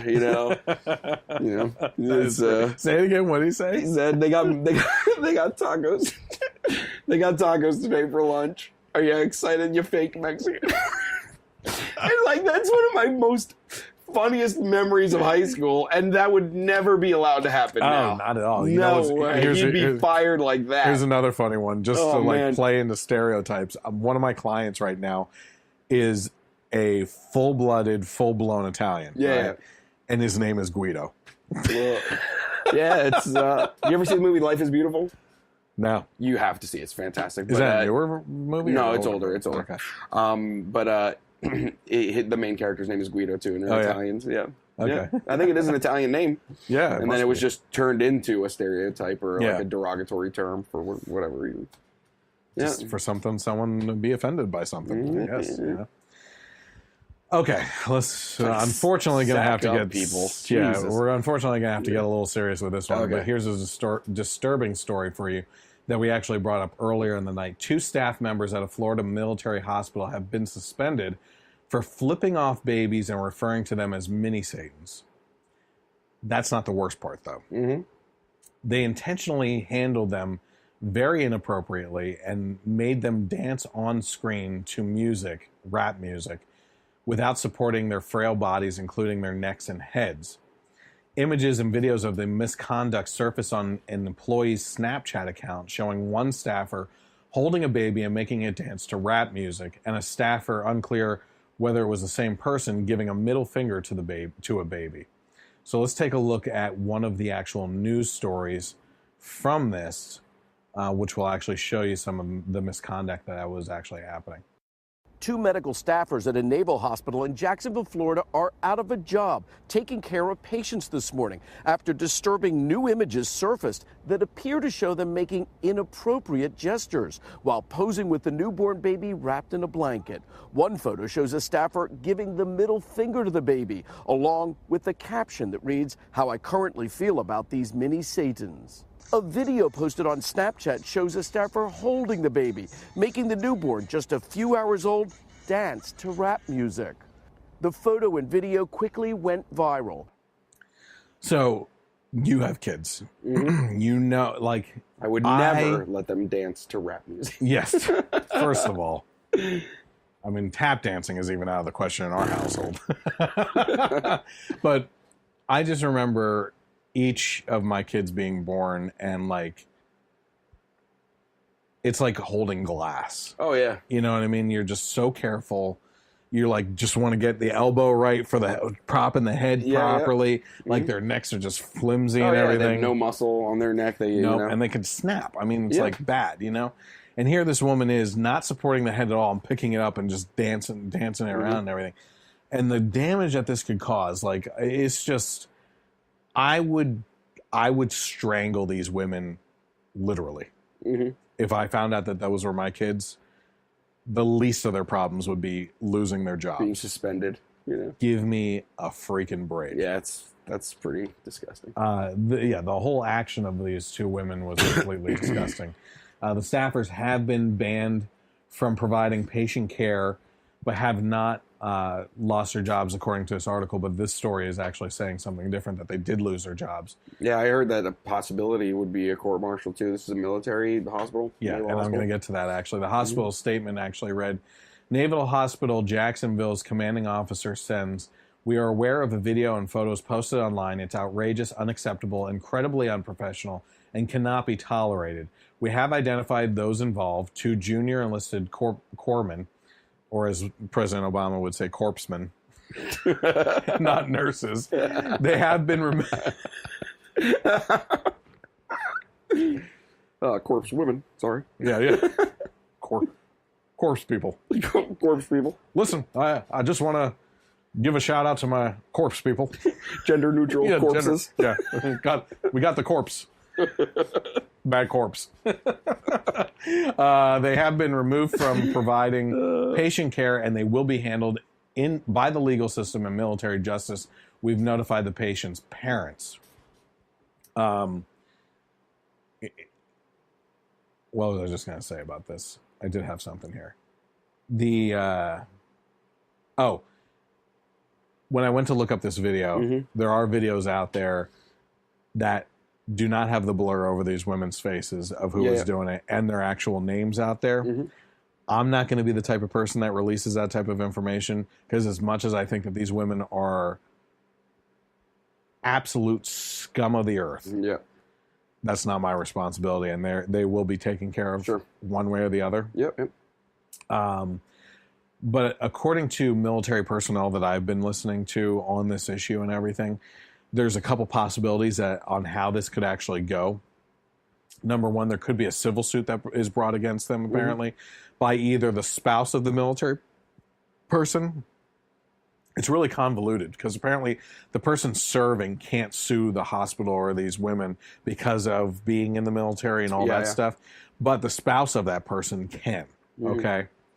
Also, a suit could be brought against them on behalf of these babies that were mistreated. Even though they can't speak for themselves, it could be brought on behalf of the parents through them, right? The other possibility would be that the commander that oversees these two involved, whether they could either be court-martialed, thrown out, demoted, or possibly be given the absolute worst jobs as a form of torture and punishment, right? I happen to be hoping for all of the above. I hope that they are like demoted, given the crappiest jobs possible, like to the point of like that they feel like they want to commit suicide. Honestly, I really do feel that way. Not letting them do it, and then like at the worst possible moment, kicking them out completely, and then getting them thrown in jail. I mean, that's the order I want it to happen. But this is absolute scum of the earth type stuff. I mean, how dumb can you be? Like, first off, you're doing something that's absolutely abhorrent and awful, Posting and it, to videotape, like, how stupid can you be to not think that any of this would get out? I mean, it's one thing to videotape it. It's another thing to videotape and just have it on your phone, but then actually post it on a social media like Snapchat. Like, everything awful that comes to you, you just deserve it even more for the awful thing that you did and for being just as dumb as that was, you know what I mean? And not only that, these people should be... here's the thing. This is a generation that's coming up right now that is partly our generation, too. Our generation is partially falling into this as well. But I think we're a little bit more aware than the generations before us and after us about the dangers of analog society versus digital society. Because we were in that switchover and everything. But this new generation that's coming up has only lived through a digital generation. And you're right. It's absolutely abhorrent and stupid that you would even take this video in the first place, but then that you would post it. But you're also talking about people in the society that host everything. They document everything. And it's this this kick that they get of what's the dopamine that's released and everything, that they want a reaction, no matter what kind of reaction it is. They want that reaction on social media, and it's not until it's too late that they realize that they really screwed up. That in a case like this, where you get national attention as being one of the worst people out there, that then you just got kicked in the wherever. Not assuming. But at that point, your life is ruined, because what do you think is going to happen with these two? They're not going to get jobs. How old are they again? I think they're in their 20s. Early, mid 20s. Again, I didn't write down the personal information of them at all. So I mean, I think that there's a good chance, and this might just be wishful thinking, or you got a good one? No, I'm just reading. Go ahead. This might just be wishful thinking, but I think there's a good chance that these girls probably are, more than kicking themselves. Like, how dumb was that? I feel awful. I wasn't thinking. Whatever. But their lives are just like, the lasting effects of this, especially with babies involved. Even if, they kind of come out a better person going through the experience. But let's be honest, that's all you that can could only possibly get better happen. from here. Yeah, that's all that could possibly happen. But it's just, the damage is done. So Austin commented here, the feed is killing me. I got a few hillbilly friends I'm going to send down there with some duct tape and 15 car antennas off some old Escorts. We're going to go old school and redneck rig this. I don't know what he's talking about. It's probably real choppy because your internet's not good. Well, yeah, absolutely. Yeah, but what was the story? Yeah. What was the story? Oh, that's what it is. So yeah, he's going to come with antennas. Yeah, well, hey, start a GoFundMe for me. Listen. And get me. Let's bring the set to my basement. 330 megs, baby. We'll have no problem. I was even thinking, as far as posting to YouTube, if you can somehow get me the file, I'll upload it. Oh, yeah. Be quicker, so. I'm sorry. Listen, hey, that is partly one of the reasons why I'm a little upset about the YouTube demonetization, because if I can get enough followers that if it just gives me enough money to support the set and like increasing the internet speeds and everything for both uploading the final version of the podcast as well as the sending out of the live stream and everything. Like, honestly, any money I would get from this, I would pour back into this project and everything. As a matter of fact, I was actually just thinking about once the following gets big enough, and again, to do that, you guys have to share the content. I don't know how many times I have to say this. Yeah. Like, you share Ben Shapiro's stuff and all this other stuff. Yeah. Like, share the content and help out a little bit, But the first thing I would do is if I could crowdfund it enough, I would actually buy like a big shed and redo the whole interior out and just build a whole new set in there, soundproof the walls and everything. And then get better internet. I was shocked to see, it was in like one of the recent episodes, you probably knew this before, but Dave Rubin's whole set, which is beautiful, is his garage. This is in his garage. Yeah, absolutely. I mean, look, we do what we can. Yeah, you know what I mean? So, and you don't have to take a huge approach. I mean, I'll eventually, again, once the following is there and larger and everything, I'm going to look into what that cost would be just to do the simple things of to pay for the internet for the year to be up to speed, and supplies and a shed that I could build a nice set in and everything. I have an idea of what it would look like too. I have a really cool set idea. As a matter of fact, I'm already thinking about just redoing this set in the meantime and building a wooden table and putting the screen back to the way it was, but on the bottom of the desk in front, so that we can actually be raised up a little bit and have more stuff going on back here that we don't have to sit across from the TV so that the graphics can't go up there and everything. But, that's all in due time. Basically, we're working on it. We're working on it. I mean, what do you want? For crying out loud, I'm working 70 hours a week, and I got to put together a script, do the podcast, and then edit the whole damn thing. And then hope someone shows up. Yeah, exactly. Wet toilet paper, people. I was proud of that one. I made that one up myself. Yeah. So, let's see here. A woman's post has gone viral about her regrets about her abortion. So I want to read this as kind of a story because I think it's a really interesting one. I think it's something that people go through out there and troubles and obstacles that they run into. And I think it's important to, there's no worse feeling than feeling like you're alone in a choice that you're making. And then finding out later you weren't alone and you may have made the wrong choice. Yeah. And that's what I think is important about this. So this is a story that was actually from a woman on Twitter who shared on Tuesday that she regrets her abortion that she had nearly 30 years ago. So the story's kind of put together nicely by The Blaze, I think it was, that released this. So I'm just going to read it as a story, like I said, because Twitter, 140 characters, it is what it is. You know what I mean? So in a series of tweets that gained a great deal of attention, she said that in 1989, when she was just 16, she and a friend both suspected they were pregnant. So they went to a Planned Parenthood clinic for pregnancy tests. My friend and I walked into the clinic. It looks like a regular clinic. The lady asked us at the desk what we want, and we said pregnancy test at the same time. She added that adding that they both paid for their pregnancy test because Planned Parenthood is not cheap. Both tests came back positive. My friend's crying, I'm not, I love the father, she wrote. she believed that she and the baby's father were like Romeo and Juliet in this case. My parents have kept us apart. Now they can't, she explained. The nurse asked me first what I plan to do. I puff out my chest and say I'm keeping it.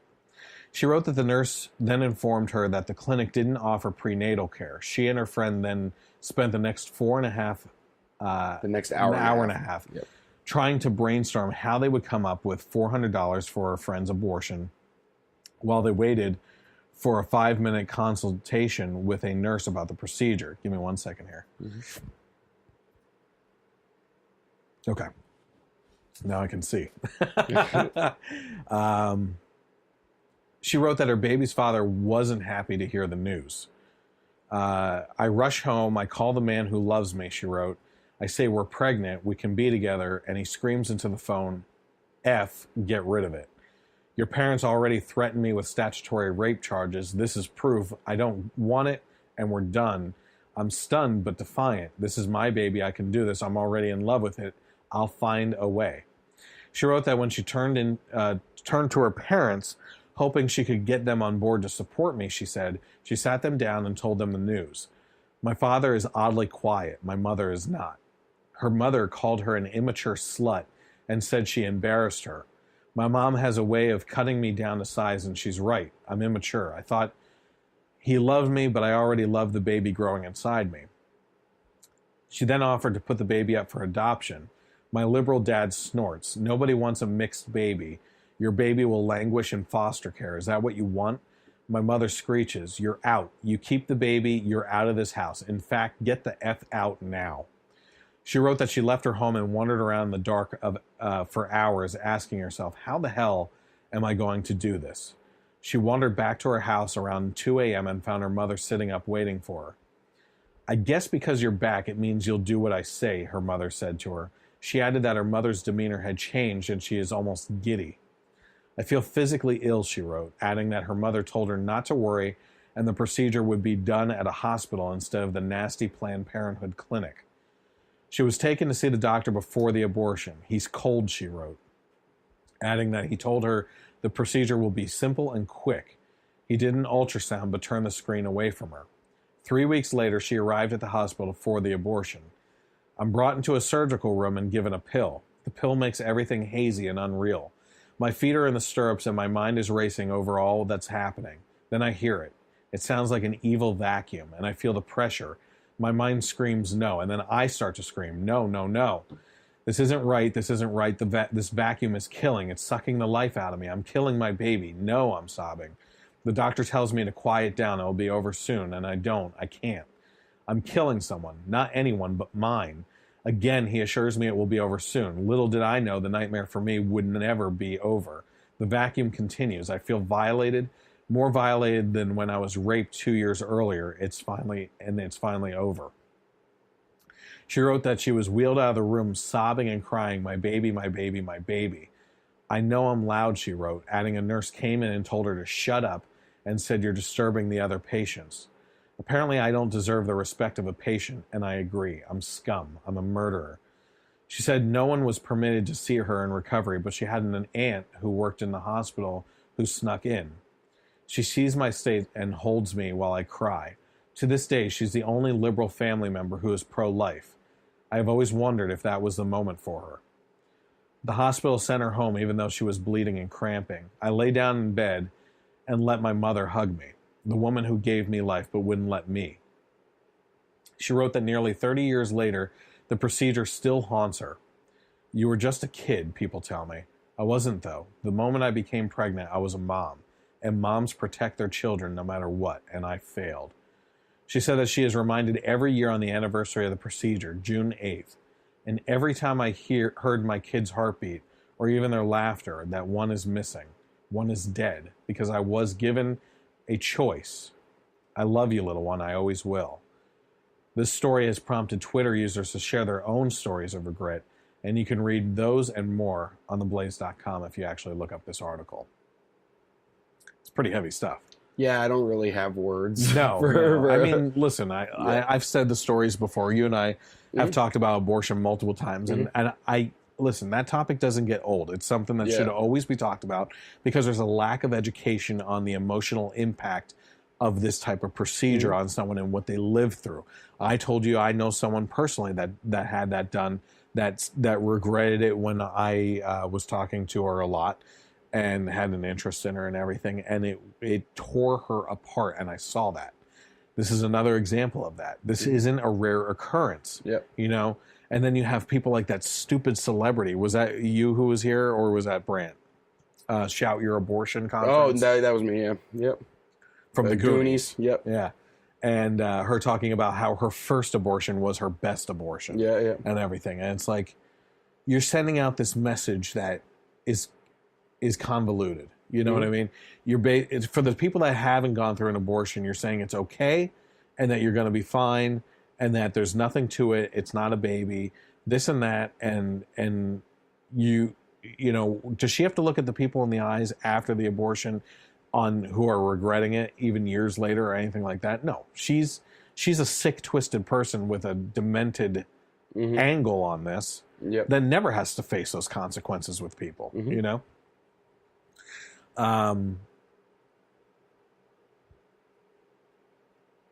It's just, I'll keep on talking about abortion until I'm blue in the face, and if people tell me to stop doing it, I'm going to keep doing it. That's all there is to it, because I think it's that important. You're killing a life, an innocent life.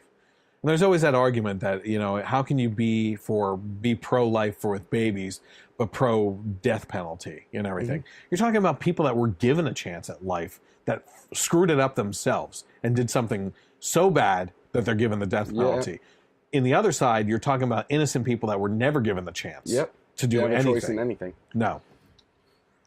That's where the choices lie. The choices lie in life decisions that lead to your death. And they're your own decisions, not the decisions of someone else. It's one of the first shows I did with you. You're also pro consequences. You know? So that's kind of what it comes down to. All right, so let's talk about some highlights from President Trump's UN speech. It was a doozy. It was. So President Trump addressed the UN for the first time this week, and he had some interesting things to say. So there's a couple different cuts. I kind of split them up into different topic areas as far as different things. So this is President Trump talking about the United States first. As President of the United States, I will always put America first. Just like you, as the leaders of your countries, will always and should always put your countries first. As long as I hold this office, I will defend America's interests above all else. In America, we do not seek to impose our way of life on anyone, but rather to let it shine as an example for everyone to watch. The United States has great strength and patience, but if it is forced to defend itself or its allies, we will have no choice but to totally destroy North Korea. Rocket Man is on a suicide mission for himself and for his regime. The United States is ready, willing, and able, but hopefully this will not be necessary. I kind of thought you'd split that off into its own thing, North Korea. It gets a little convoluted. I think the next one is actually one thing about North Korea and then a lot about the Middle East. But, I mean, what is wrong with that, view of, you're putting your country first? No, because other countries do that, and they should. Just like you said. I think the UN is villainized. He's villainized for even just saying that he will always have the country's interests put first. Oh, you're anti-globalism, whatever the hell. I'm going to prove that wrong with one of his later statements. I think the UN should be dissolved.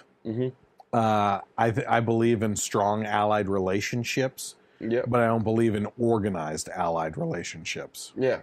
That forcing everybody to hold hands. Yeah, exactly. I think the UN has done a lot of harm around the world, and not many people want to talk about that. UN camps that are set up for refugees are worse than than some of the situations that they come from. They're trying to leave, yeah. Yeah, and there's a lot of nasty stuff that goes on. I'll just put it that way, okay?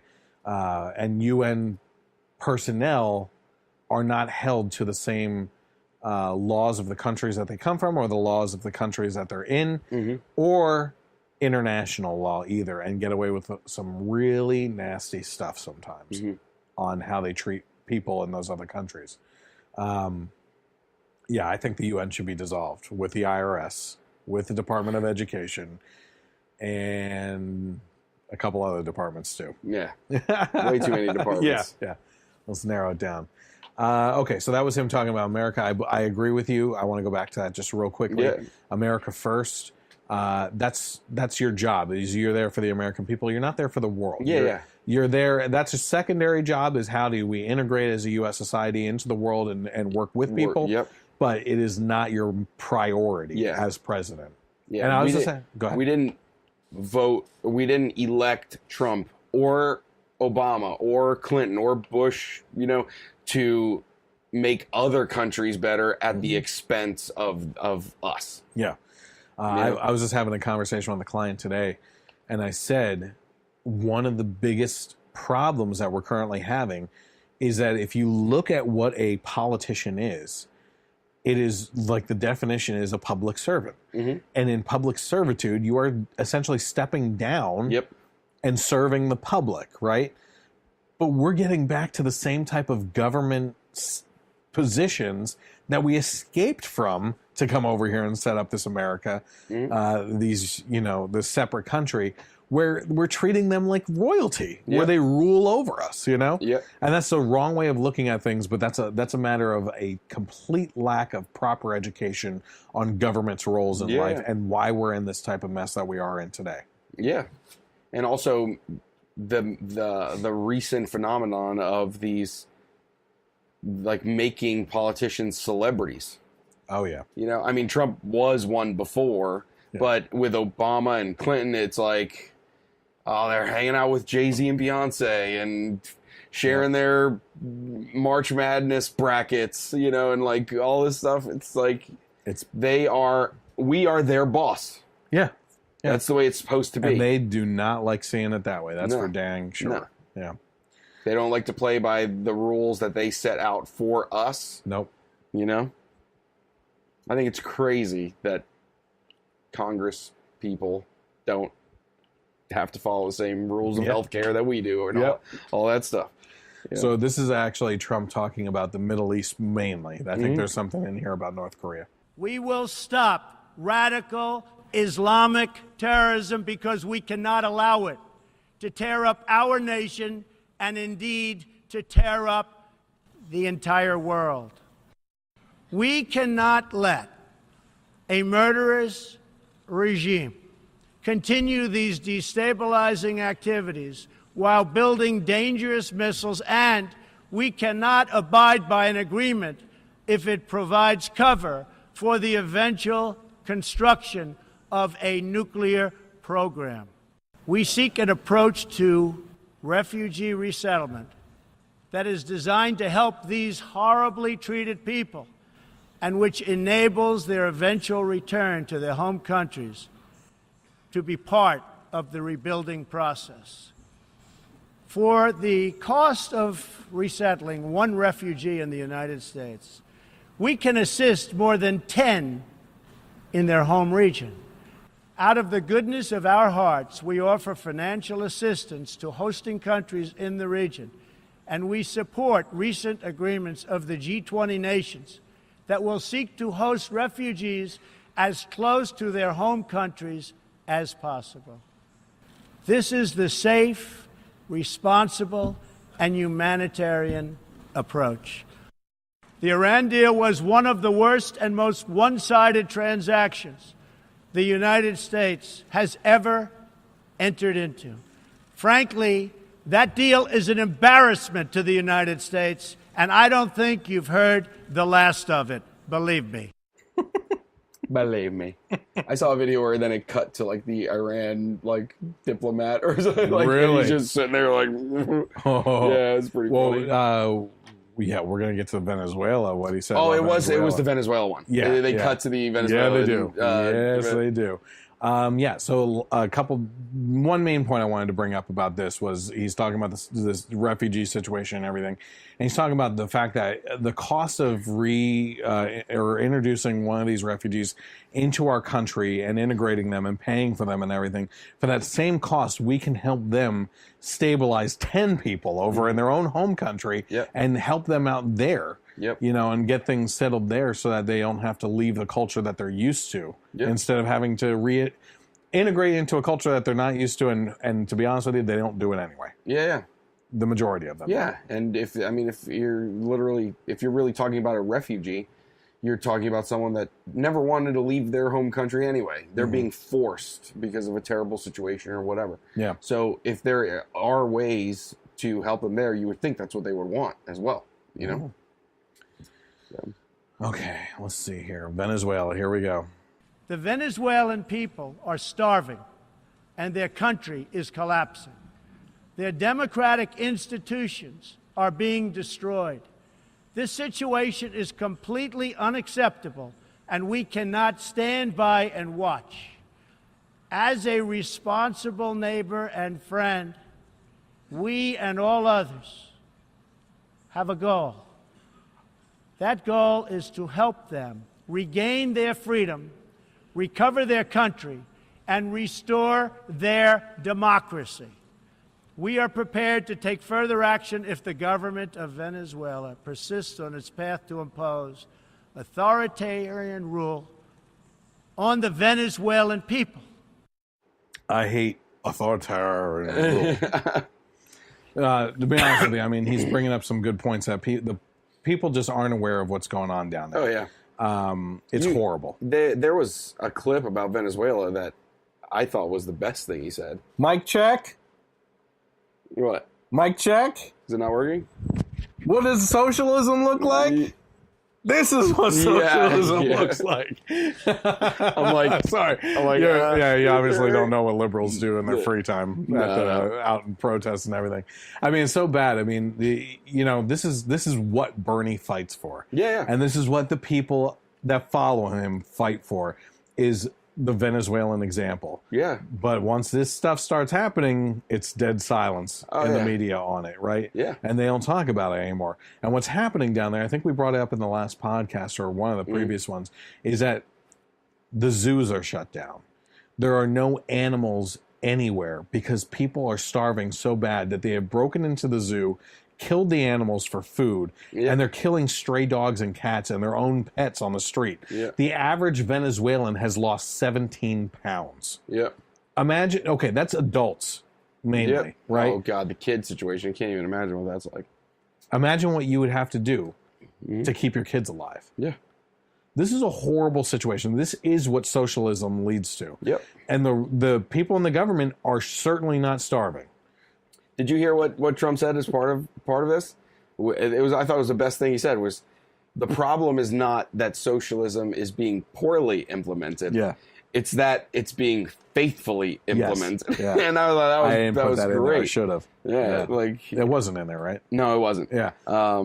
Yeah, and there was a pause for like an applause or something like that, but he didn't get it. Yeah, because there's a bunch of socialist countries in there, and ones that at least support the idea of it and everything. I mean, that's the way our world is going. It's so bad. Yeah, I need to find all these statistics I heard about this week about the amount of people that actually support free speech anymore, or is hate speech covered under free speech. Yeah, and it's like they don't believe that anymore. Yep, but things just need to be reworded and everything. And it's like, is hate speech considered free speech? No, it shouldn't be covered under free speech. Okay, but what if the opposing opinion is in power and they believe that your speech is hate speech? Oh, well, then it's going to be a different story, right? But if you present that to them first, I think there's a different reaction to it and everything. You always need to switch it around with the initial response instead of attacking right away on the opinion and everything. We need to get used to that a little bit more. Sure. But then we have this clip here. So here we go. Major portions of the world are in conflict, and some, in fact, are going to hell.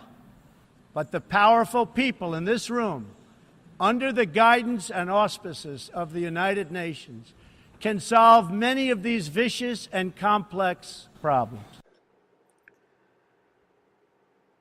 As Alex Jones would say, globalist. Yeah. I mean, come on. This is exactly what all these pro-Trump supporters always say, is that, like, he's a nationalist, our America first, our country can do it. And then he's standing in this room. We have all these powerful people here that can make a difference in the world, and we can solve all these problems together and everything. Yeah. That is a globalist mentality. Yeah, Are you kidding me? Yeah. I think that there might be a chance that it's more like he's just trying to re-butter them up a little bit after, like, pissing everyone off for I don't give him credit anymore. Yeah. I mean, look, he says some great things. He does some great things. But the fact of the matter is that we don't, everything that we get excited about, he backtracks on. Mm-hmm. He wasn't in the Paris Accord. He jumped out of the Paris Accord. Now he's back in it. See, I heard that was fake news. I heard that there was like I'm not sure, but I had heard that because I looked into it a little bit, and then I heard there was like some international like website or whatever was saying that we were back in, but we really weren't. I don't like Trump actually came out and was like, we're not, but I don't know. I don't know what the facts are. We're actually going to talk about it after we talk about Hillary Clinton and her response. So before I do that, I just want to say that typically I would try to play a video clip of her on Colbert, but every Colbert clip that I've put into the podcast in the past, the monetization of that whole podcast, we're talking about a 2-minute clip here and there, right? Yeah.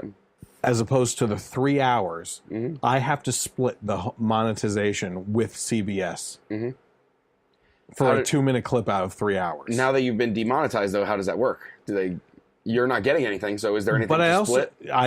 No, but at the same time, I don't want to give him the type of attention at all anymore. So what I did instead is I actually have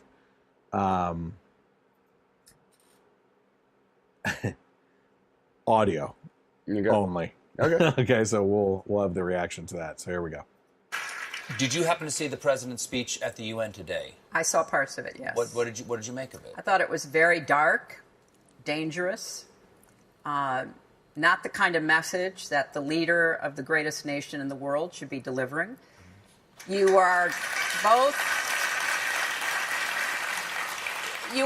required to stand up for the values of what we believe in, democracy and opportunity, as a way to demonstrate clearly the United States remains the beacon that we want it to be.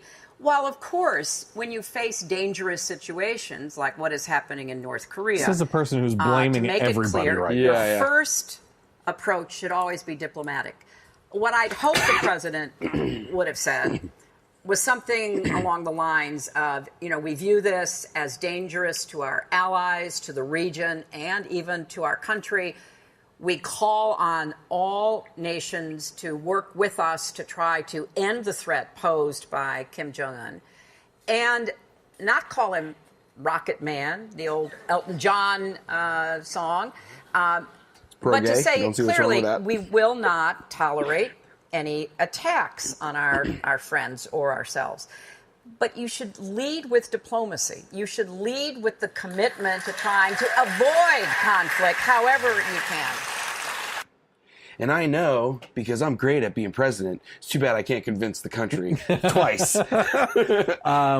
There's something very important here that she did say that didn't say, okay, but did say.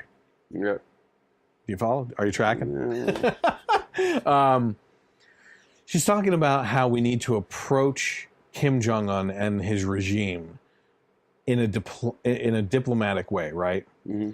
The reason why we're in the position that we're in today is because of the failings of her husband's administration and multiple other administrations between then and now, and also before her husband, on the diplomatic approach not working with this family lineage here. These are crazy people. I don't think they're crazy. They're evil. evil people. I mean, I think that if you, without any proof, I mean, this is his father now, but if you put out, you want your state-run news to put out there that you've set the world record in golf with no proof, with like 8 holes in one, you're crazy. No, he scored a perfect 18, right? Oh, no, it was like a 36 or something like that. Man. Yeah. What a loser. Yeah, I know, right? Yeah. You're okay, you're partially crazy. Yeah, mostly evil, partially crazy. So, yeah, I mean, diplomacy, I mean, since Team America World Police, these people have been like the villain of the world, and we've been doing diplomacy forever, and now we're at the point where by letting the diplomacy go, meanwhile, they're building rockets that can cross the ocean. They're literally shooting these things over Japan. Sirens are going off in Japan to warn people to get into shelter because of these things flying over other countries. Mm-hmm. This regime does not care about diplomacy at all. It's foolhardy to believe otherwise. Yeah. I mean you're talking about someone who controls all of the news, all of everything in their country, you know? Yeah. Don't expose their people to anything that they don't see fit. Yeah. You know, I mean, what are they gonna go talk about? Yeah. I mean, the only one who wants to talk to is Dennis Rodman. Yeah. Like, that's what are you going to send Dennis Rodman over there? And what did you say? It was you, about the, this is basically middle school dating. Yeah. Yeah. Oh, yeah. We're going to go do some karaoke and ride on horsebacks, you know, maybe some mini golf. It'll be great, you know. And then we'll wait for mom to pick us up afterwards. Hillary Clinton. Yeah. But here we are, we're listening to Hillary Clinton basically play, like I said in the intro to this podcast tonight, she's playing Monday morning quarterback. Yeah. Like, well, if I was president, the type of speech I would have delivered. Yeah, well, you already heard the news cycle of everyone that has been so far up your rear end for the past 2 years while you're running on what was wrong with his speech and the way that probably you or the left would have approached it. You were coached anyway by the media on what you should have said, on what they wanted, the media wanted to hear from you, you know? It's ridiculous. What was dark? His speech was dark. What was dark? Probably about annihilating North Korea. That's not dark to me. That's not dark to me either. Nope. I mean, not at all. Listen, I am a person that believes that I think we're in a different stage of warfare. I really do. I don't understand. Listen, I think that we should have a strong, huge military force ready and able when we need it, right? Yep. But I think that we should be focusing more on specialized small teams and units that like can parachute in undetected and just take out this bastard. Yeah. And get out of there, that their people don't get hurt. Yeah, that's true. You know what I mean? We don't want to turn all of North Korea into a parking lot and kill all the innocent people there. Yeah. You know? I mean, you can see their concentration camps from Google satellite. Mm-hmm. That's how bad that is. Yeah. It's just horrible. Mm-hmm. I fully support. I mean, we're talking about a guy that killed his own brother because of a possible regime changeover to him inheritance. Yeah. He poisoned him. It's crazy. I have to send you that one video of the like top 10 most mind-blowing facts of North Korea. All the stuff they've claimed to have invented the hamburger. Were you the one that told me about the documentary? With Dennis Rodman. Yeah, Dennis Rodman going over there. Was it? I thought you told me about a documentary on it wasn't you, it was someone else. I got to find that one out. So now we've shown some praise for Trump. Let's go into his latest lean toward showing his true Democrat colors with his latest move to enter back into the Paris climate deal. So according to the resurgent Trump administration, officials said Saturday the U.S. wouldn't pull out of the Paris Agreement, offering to re-engage in the international deal to fight climate change, according to the European Union's top energy official. Abandoning the campaign promise seemingly fulfilled in the early days of the administration when they announced impending U.S. renegotiation of the Paris climate scheme, the Trump administration now says it will merely review its terms. Additionally, Trump has been talking regularly about increasing the tax burden on the wealthy in his upcoming tax reform proposal, something that adheres to liberal economic orthodoxy, traditionally rejected by Republicans and conservatives. Peter Heck wrote in this piece, to date, Donald Trump has delivered on virtually none of his campaign promises to conservatives and Tea Party Americans besides his appointment of Supreme Court Justice Neil Gorsuch, which thank God he did that. Yeah, because that was, I mean, for you and that me, was it was the reason to number vote for one him. thing. Like, it's because that's a lifetime, Yep. you know? So we always got that, Yeah. no matter what. we got that. Still, despite the increasing betrayals, the president continues to command support of many Republicans who appear willing to shift leftward on policy to defend him. Absolutely. This is what I was talking about last week about these people who just will come up with excuse after excuse after excuse. Like, I'm honestly thinking that it's going to get to the point where he does so many things for the left and on the left that there's a possibility, okay, that, and I know I sound like a Burger King drive-thru teenager there. There's a possibility. Welcome to the drive-thru. Can I take your order? There's a possibility. Not a strong one, maybe. But if it happens, damn will I be prophesized on this one. Yeah. Right?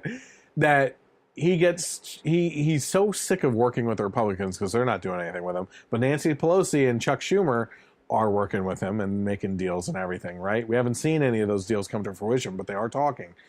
But there's a possibility, I believe, in the 2020 election that he goes, I cannot work with the Republicans. They're not getting anything done. I am getting things done. I'm doing the hand with the Democrats. I am switching party to the Democrats, and I'm running as a Democrat.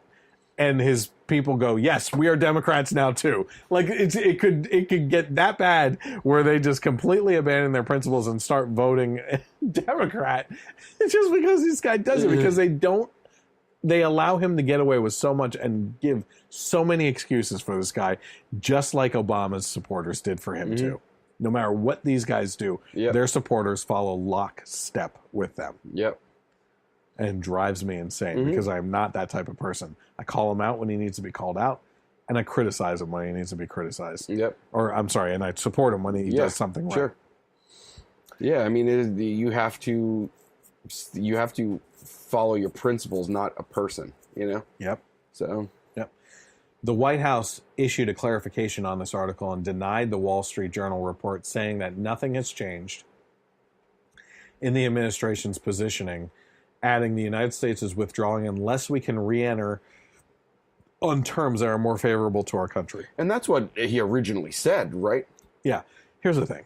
It's all about a deal with Trump, right? So I'm not surprised about this issuance of a denial of this thing. But again, they're not exactly saying that they are or aren't pulling out of the Paris Climate Accord. Yeah. It's just that they want to do some swinging of some deals on this. Yeah, and but what so I'm, it's not what I'm right, saying but is, it's not wrong either. Yeah, but what I'm saying is, originally, I'm pretty sure that's what he said.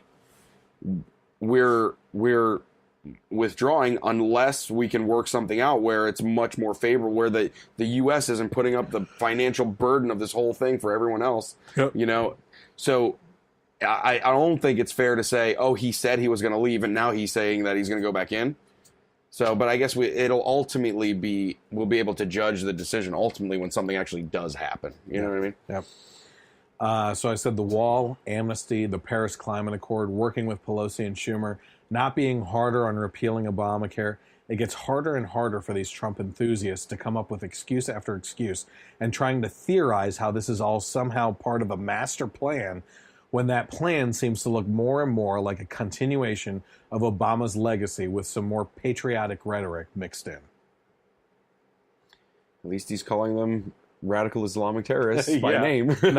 not workplace violence. Yeah.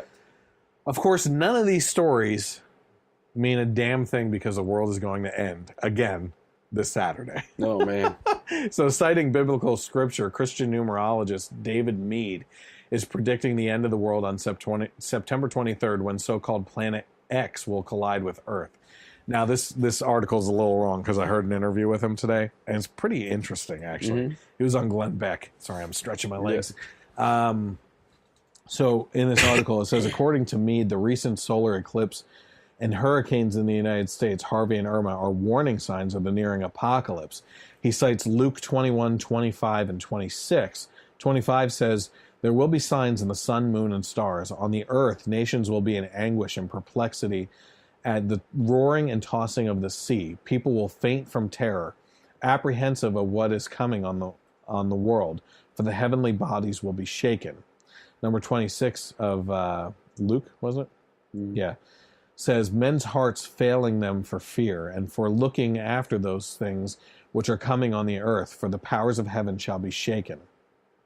As noted by Fox News, Meade has built his theory on the so-called Planet X, which is also known as Nibiru, which he believes will pass Earth on September 23rd, causing volcanic eruptions, tsunamis, and earthquakes, according to the British newspaper The Sun.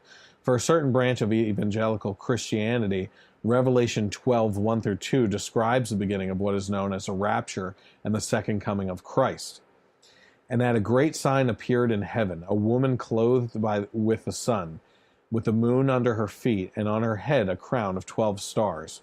She was pregnant and was crying out in birth pains and the agony of giving birth. In the passage, the woman is Virgo. On September 23rd, both the sun and the moon will be in Virgo, as will the planet Jupiter. However, this occurrence happens naturally once every 12 years. There is also a rare alignment known as the Lion of the Tribe of Judah, which the conspiracy theorists are hanging their hats on, notes Fox. So, listening to this guy's interview, what's interesting is they're right. This alignment does occur with the moon and Jupiter and the sun and everything. But what doesn't happen is there's only like 9 stars around the crown. Yep. And there happens to be 3 planets that line up that look like what the hell is above my head? Look up on top there. Where? There's a mouse up there. Oh, nice.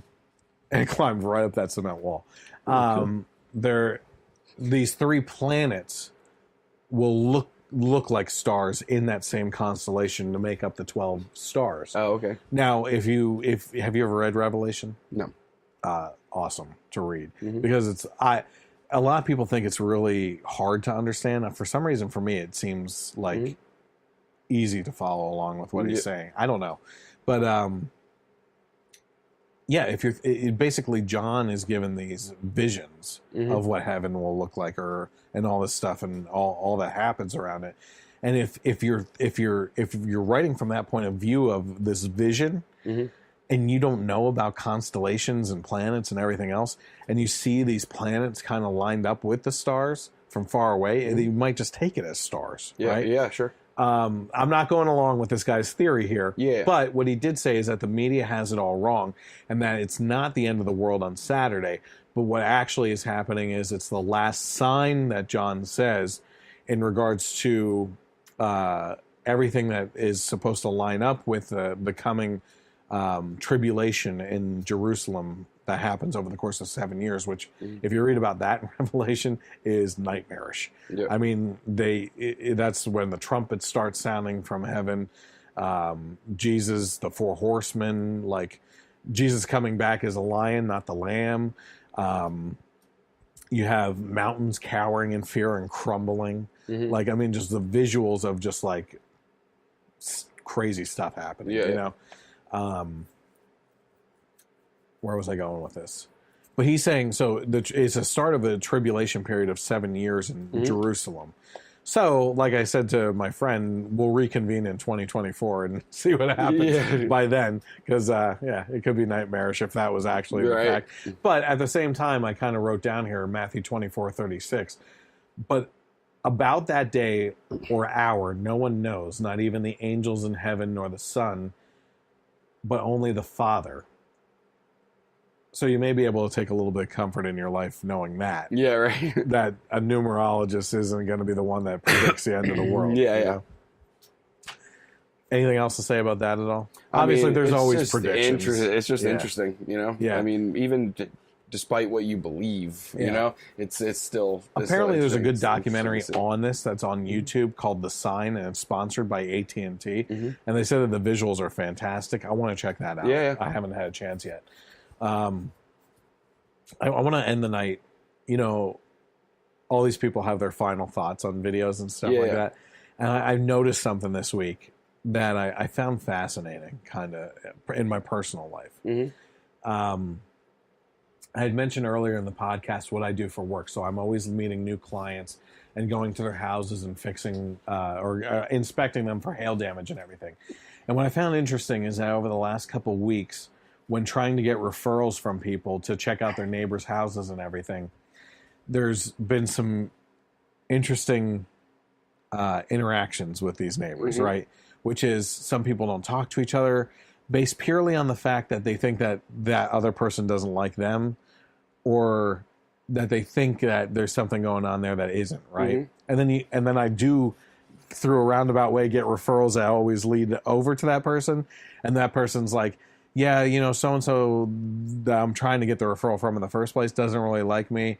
I don't. So they both think that they don't like each other, right? But and these people, some of them were like, yeah, this guy is kind of weird. He's an angrier type person.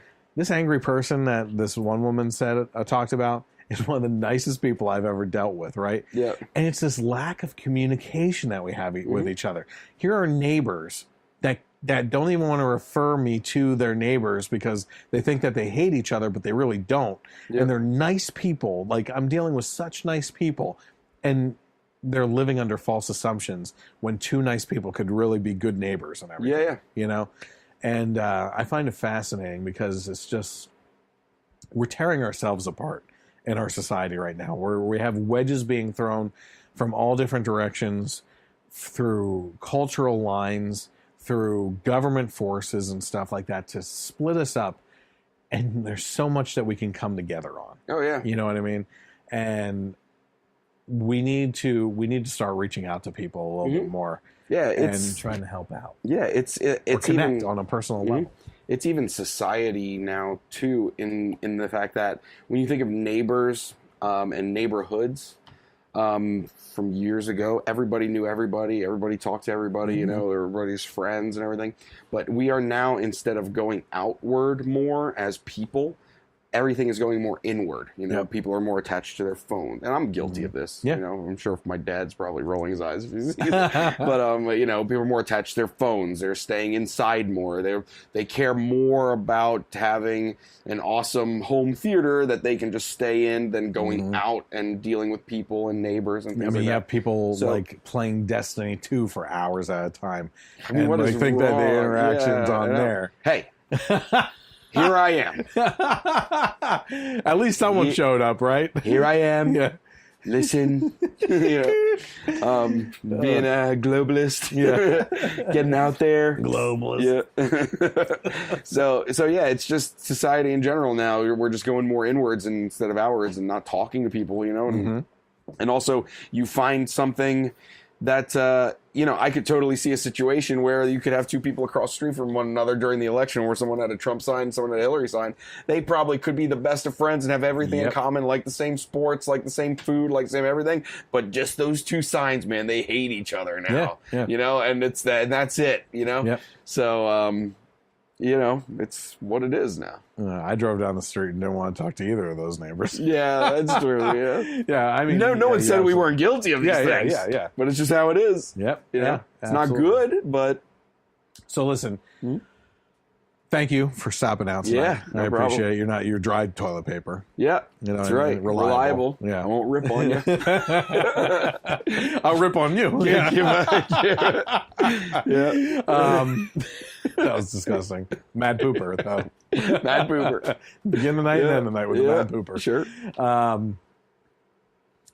So thank you for coming out. I want to thank everyone for tuning in and watching or listening to the podcast. Again, if you are interested in following along, and we had a long talk tonight about the demonetization and supporting voices of both ones that you agree with in your echo chamber and also voices that you disagree with, is even more important to support those people. So if you happen to be able to support the channels that I have, whether it's on Facebook or YouTube or Twitter, follow, like, subscribe, share the content on things that you agree with, share the content on things that you disagree with. Get involved in the conversation. That's what it's all about. Yep. But if you're watching right now, you can see the information at the bottom of the screen. You can follow the Generation Y Conservative on Facebook. Catch us on Thursdays or Fridays with the live podcast behind the scenes. It's choppy. We'll fix that in the future. Yeah.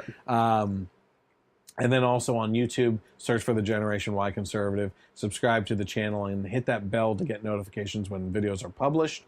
That includes both the podcast and movie reviews. The last movie review was up from last weekend, 2 weekends ago. Yeah. It was the movie review for It. Yep. Quickly, let me finish this off first. Twitter, at Gen Y Conservative without the E on the end. Go and follow that there as well. Good week for trailers. Oh my God! Just real quick, I tagged you in one. Yeah.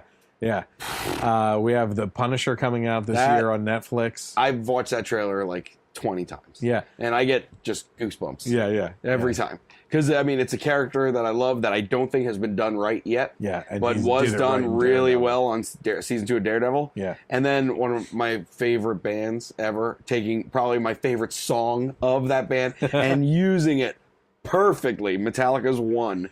In this the trailer. bullets went with the music. Oh, it was great. And then it was just, it's awesome. Did you play the new Tomb Raider series at all? I have them because I got them with Games with Gold for free, or at least the first one. The first one, yeah. And I wanted to, I just haven't got around to it. Did you see the trailer for the new Tomb Raider? Yeah, it looks awesome. It looks great. And I played the game. It looks...